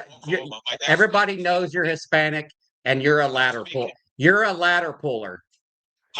Latin. How am I? Do I speak Spanish to you? I don't speak Spanish. I can tell by your accent you're a ladder puller. I don't have an accent. It's just my voice. You're a ladder puller. That's my voice, homie. You better have your papers. Let me see your papers. So why are you assuming that I'm Hispanic? Because I can tell by your voice. I think he sounds and I think you sound black. Okay, shut up. I think you sound black. Okay, great. Yeah, you're black. Somewhere from the Baltic nations like Russia or something like that. Are you Russian, Roman? Is your family heritage Russian, Roman? God, I can't. That is what. Roman, can I ask you a question, sir? Be respectful, and I will answer you politely. Shut up. Can he answer if he's Russian or not? Can you answer if you're Chinese or not? I'm not the one with the accent. You're the one with the accent. You have a huge accent. Oh. You sound like you're black. You have an accent. Yeah, you have an accent. You have an accent. Yeah, you have an accent. All right. You have a big accent. DC wants to ask you a question. If it hurts your feelings, then I don't know what to tell you. Ask away. Ask away. So we're deporting millions and millions of illegals by ICE, correct? Correct. Okay. How many of these people are they're going after the worst of the worst, right? No, not necessarily. Anyone who's here illegally. Let me quote your. See you later, Steve. King. Let me quote your pig. We're going after the worst of the worst. So tell me about a 5-year-old kid that got deported from this country. That is very harsh and it's unfortunate. Tell me about necessary. Two people in It's Minnesota. necessary. Tell me about 2 people in Minnesota that Gunny, I don't know the word I can use here. So help me. Tell me about the two people in Minnesota that are no longer here. Yeah. That was a unfortunate tragedy. Under no circumstances should you stop and jump in front of a car and start to threaten an officer. That should never happen. That They didn't happen. did. I watched the video. They did. I saw it. And there's a creator called Paul Joseph Watson. If you guys, if you want, there's a video he has. You can watch it. Paul Joseph Watson. You heard of Paul Joseph Watson? He's a British creator. He made a video about it. And he saw it. Look, I understand that Trump has many flaws, but the only reason, honestly, I support him is because I just can't handle the migrants. Okay. One of the biggest flaws that you should have with him is that he's an adjudicated essayer of women, and he's been doing it his entire life. That didn't seem to stop you, which is a red flag about you, Roman. Yo, what up? How's it doing? What's up? Chris. I mean, Not only that, what about the Epstein files? His name's all over. there's been zero arrests too. Like I thought he was going to be, like draining the swamp. There's been like zero arrests. They arrested Prince Andrew in the UK. Why can't we do things like that? Because these laws are out. Also, you don't have to speak Spanish to be Latino or Hispanic. I'm Hispanic and I speak Arabic. Roman, unmute your mic. Drain the swamp.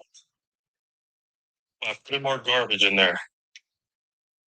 Oh my goodness. I'll send him a request to an invite. You apparently need to be invited to unmute. Oh my good. See, Gunny, that's, I know. you go back. It's not fair. And it's not fair, my friend. It's unfair. It's in the chat, Roman. I don't give a fuck what you think, bitch. Oh, here we go. Here we go. He just called her the B word. The true MAGA is coming out. There you go. The only thing that's robbing from the American people is tariffs and unnecessary conflict in Iran. More government spending than any time the past 10 years was cost us to go past our appropriation, which your president, during the longest government shutdown that he caused, went to go worry about other people's economies in Argentina. If there's anybody that's robbing shit from the U.S., it's your fucking president. Housing crisis. Housing crisis. Thank you, baby. Yeah, like freaking housing crisis that Trump even acknowledged, ain't doing shit about it. Fucking gas in February, 50-cent increase. Most of 1 month in American history. But on the other side, man, he's putting some gold shit in the White House. Yeah. Yeah, man, but his net worth is going up. Yeah. Ton. Well, the people suffer. Roman. And on top of that, he went and bought $35 million of steel, not from the Americans. Yep. God forbid he should be America first. But from He China. bought from Luxembourg. Also, he got some steel beams from China. Yep. China. Yeah, no, what happened to like America First products? His Bibles were made in Beijing. His phones were made in Beijing. Damn, man, I thought he hated China. He slapped them tariffs on there for no reason. Why is Roman stuck on mute? He's not smart enough to unmute him. China. Yeah, I'm sorry. I just couldn't handle it anymore. I was laughing so hard I almost pissed myself. Just like Trump. Oh my god, it's Like Well, you You can can finish get some laughing. diapers You from can your diaper genie. you mean like finish- Steve Stop laughing. you like Steve Bannon did? Yeah, did you see that? He re- I can't stop. Hey, James. I can't stop. Okay, cool. You can laugh while you're on. I'm sorry. Ready to stop. I can't stop. I can't stop. I can't. Yeah. Okay. Yeah, I can't stop. That's literally what Donald Trump said. That's literally what Donald Trump said that he couldn't contain himself when he was going back to that freaking Miss Teen USA pageant where I'm out. So. Exactly. Roman, let me ask you a serious question, and I hope you can give a serious answer, because Gunny's better than I am as a better person, because the smart ass answers and the things that you've done, we wouldn't get along real well. Yeah, well, I don't care what you think. I care about this country. I don't want the migrant. Okay, cool. So go ahead and answer questions because it's not gonna. Freaking go ahead and answer. Freaking go ahead and answer question. I got you. Okay. I just want to know, without all the bullshit and all the little snide, stupid ass MAGA comments, what on a daily basis is the orange pig and his sick, these people that he's got surrounding him, What are they doing to better your life? Don't talk to me about No migrants. no migrants. No migrants. All right. So No migrants. let's actually roll with that real quick. Let me ask you a question, Roman. What problem that the American people are experiencing right now, right? Some of them include housing crisis. And the migrants take Hold on. jobs. Okay, so hey, I'm about to ask you a question about the migrants, bro. Why are you crashing out? What major problem that the U.S. is experiencing right now, today, that's happening because of migrants? They are ruining the economy by taking jobs from hardworking Americans. Oh, perfect. Awesome. Watch this, right? So would you agree that we deported a good amount of people last year? Very good. Okay. 3 million people. Okay. Well, we 3 million people. Yeah. Okay, that's actually a lie. It was actually closer to 400,000. But let's go in and play your logic, though. How come open jobs have been going up? We've had 3 of the worst job busts since 2009, and unemployment's climbing. Isn't it supposed to level out according to what your president said?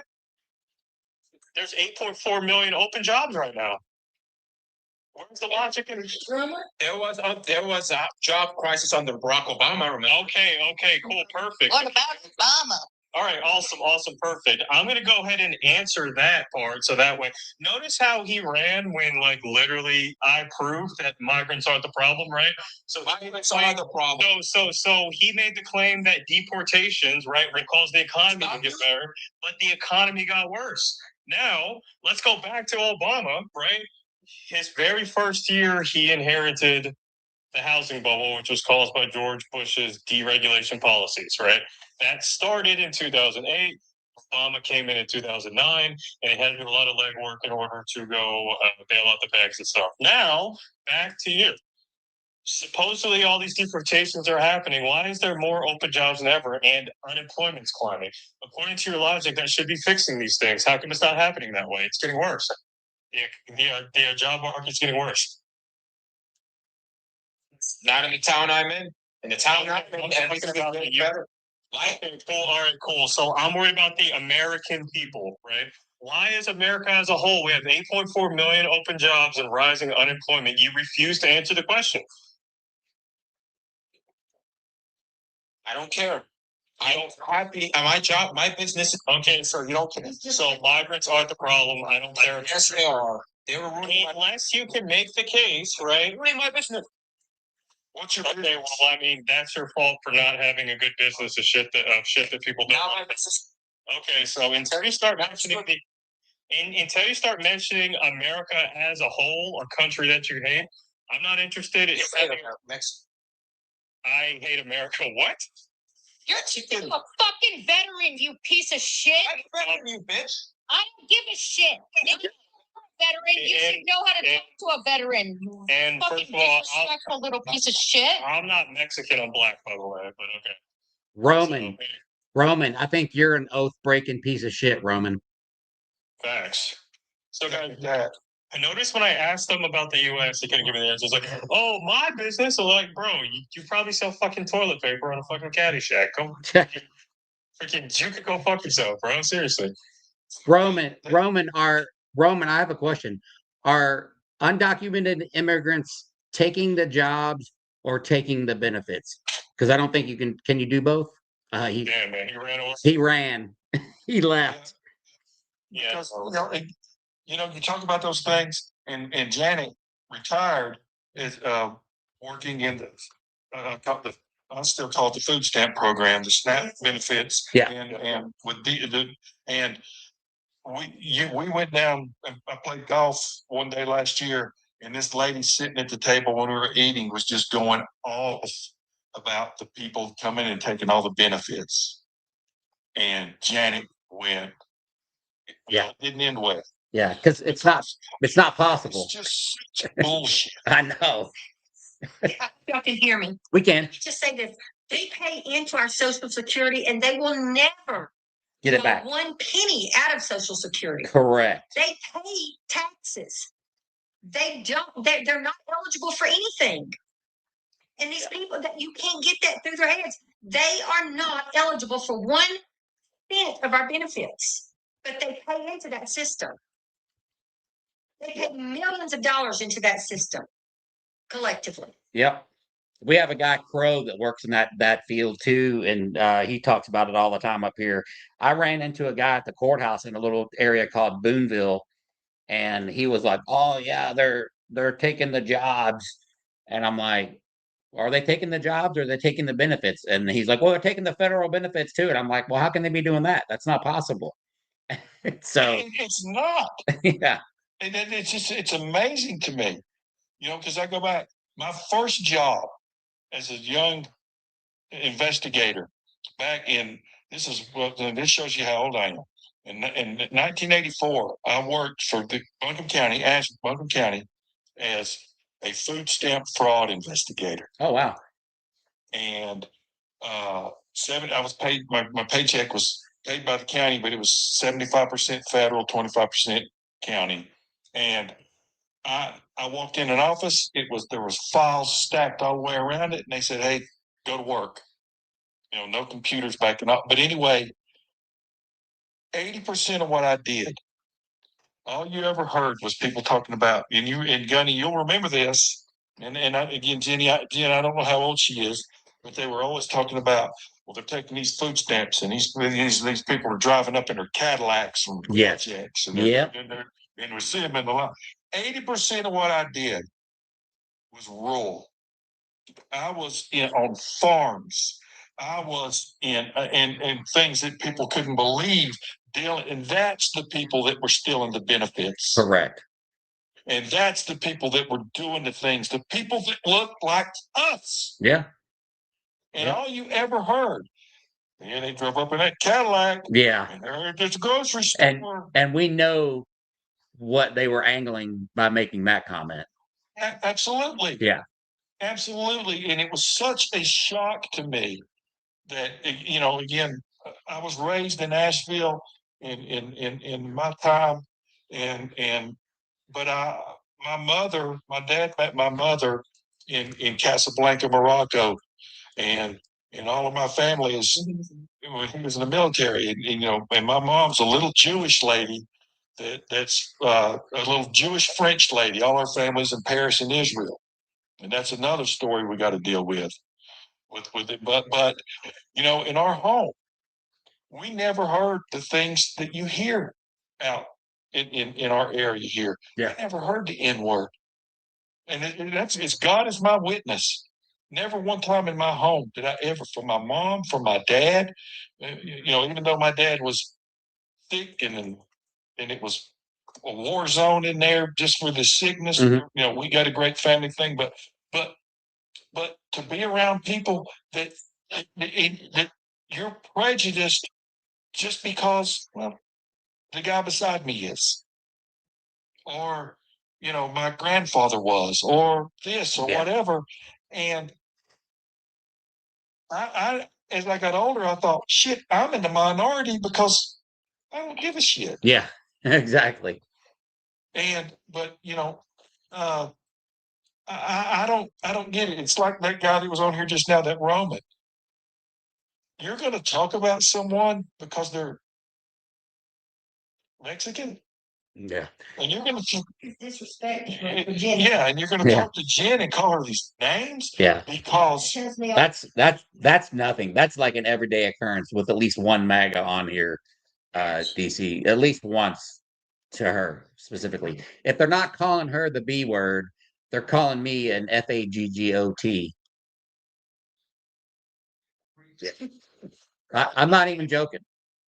I mean, it just, I call them keyboard warriors. Yeah, And I know. before all this came around, it was just a keyboard. And I told the guy, I said, "You 10 foot tall and bulletproof on a little keyboard telephone house." That's right.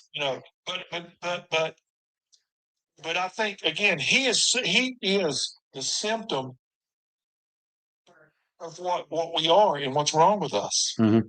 Well, and I said, I didn't mean to cut you off, but when Trump came on the scene, and especially when he got elected in 2016, not only like he convinced all the racist people and the xenophobes and the homophobes and the transphobes to jump on board with him and vote for him and get him in office. But now he gave them a platform Now they just say the shit openly now. He gave them the freedom Yeah. to say, because we worked early in my law enforcement career, we worked really hard, especially here in the mountains of Western North Carolina, because we had the militias and we had all that stuff back in the day. And we worked really, really hard to get, we knew they weren't going away, but we got them in their place. Yeah. And then the David Duke thing came and went. Yeah. And everybody was kind of, we know they're there, but they're over there, and it's really silent. And he gave them the voice. He has given them the voice. And how sad is that? I did that before you left. I mean, it's disgusting. Oh yeah. And I can imagine, because Jen, you handled yourself really, really well. This is coming from a guy that knows how to deal with those things. It was trained. Janet would have gone off. Yeah. Yeah, we've kind of gotten used to You know what, David? You know what I say? I think Tina Fey said it best. Bitches get shit done. So yeah, I'll say exactly. So anyway, I'm honored that you guys have given Janet and I some time to speak. I hope 100%. you let us come back. Yeah, I gave you a follow. And Gunny, listen, if you ever get a chance to just send me something, because if I will tell you, if I'm able, and I know that there's a whole story here with Janet, that she's such an example of a human being that she's very humble, but I'm talking about her upbringing is not like we had. Yeah. When you talk about coming from people that like Roman times 100,000. Oh yeah.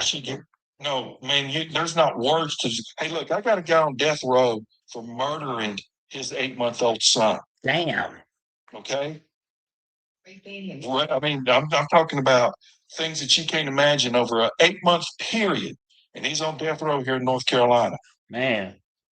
Her father is still the most evil person I ever met. Wow. Take that, and I'm not exaggerating. No, I believe you. He's got a story that she can help people. So, but I'm just saying, I'd love for you guys to help me to get her to because she's something. Yeah. No, I gave you a follow. So, I'm going to be going live again tomorrow with my buddy AC and probably Jen tomorrow. So, probably around 1:00. So if you guys are, around and you want to drop in, It's just a chill day, man. Okay. 1:00. So, yeah. Man, I love you guys. All right. Love you too, guys. All right, DC and Janet, we'll see you then. Kiss my ass. That's right. Thank you, guys. All right, guys. God bless you. All right. Thank you, sir. Thanks. All right. I think Mrs. Gunny is on her way home from watching the grandbabies. So I'm going to jump off here. I thought this was a great live tonight. We had some good MAGA stuff, but I thought this last conversation with DC and Janet, I thought that was super, super impactful. Yeah, I think when Steve comes up, he makes such a good impact. I can't wait for him to come out here. Yeah. You're making my wheels turn on figuring out if I need to just come out there in May. You should. Yeah, I'll have to take a look at the schedule and everything. But I'm going to Indiana next week, and I'm supposed to be going to Florida. Eventually, I was making my way to California, but that wasn't supposed to be until later in the summer. But now that I know you and Steve are doing that, so we'll talk offline. Maybe you should get Steve to come to Indiana. Well, that's what I would love for him to do. So, but I don't know. We'll talk offline. I need to get Steve's phone number too. So, but thanks, Jen, for helping out again tonight. Thank you guys. Thank you for everybody supporting the live, hanging out through all the horrible people. And then DC, if you're still in here, thank you. And Janet, we're gonna do this again tomorrow. My buddy AC and I are gonna go live tomorrow at 1:00 over here. And then I'll be doing it down here from YouTube and Facebook probably again. So we can get a few more debates in here. If not, we're going to bring up friendly. Don't forget, all the support links are in the bio. Again, I appreciate you guys so much. As always, Trump must go. Semper Fi. Gunny out. Everybody have a good night, guys. See you, Jen. See you guys down here. Thank you.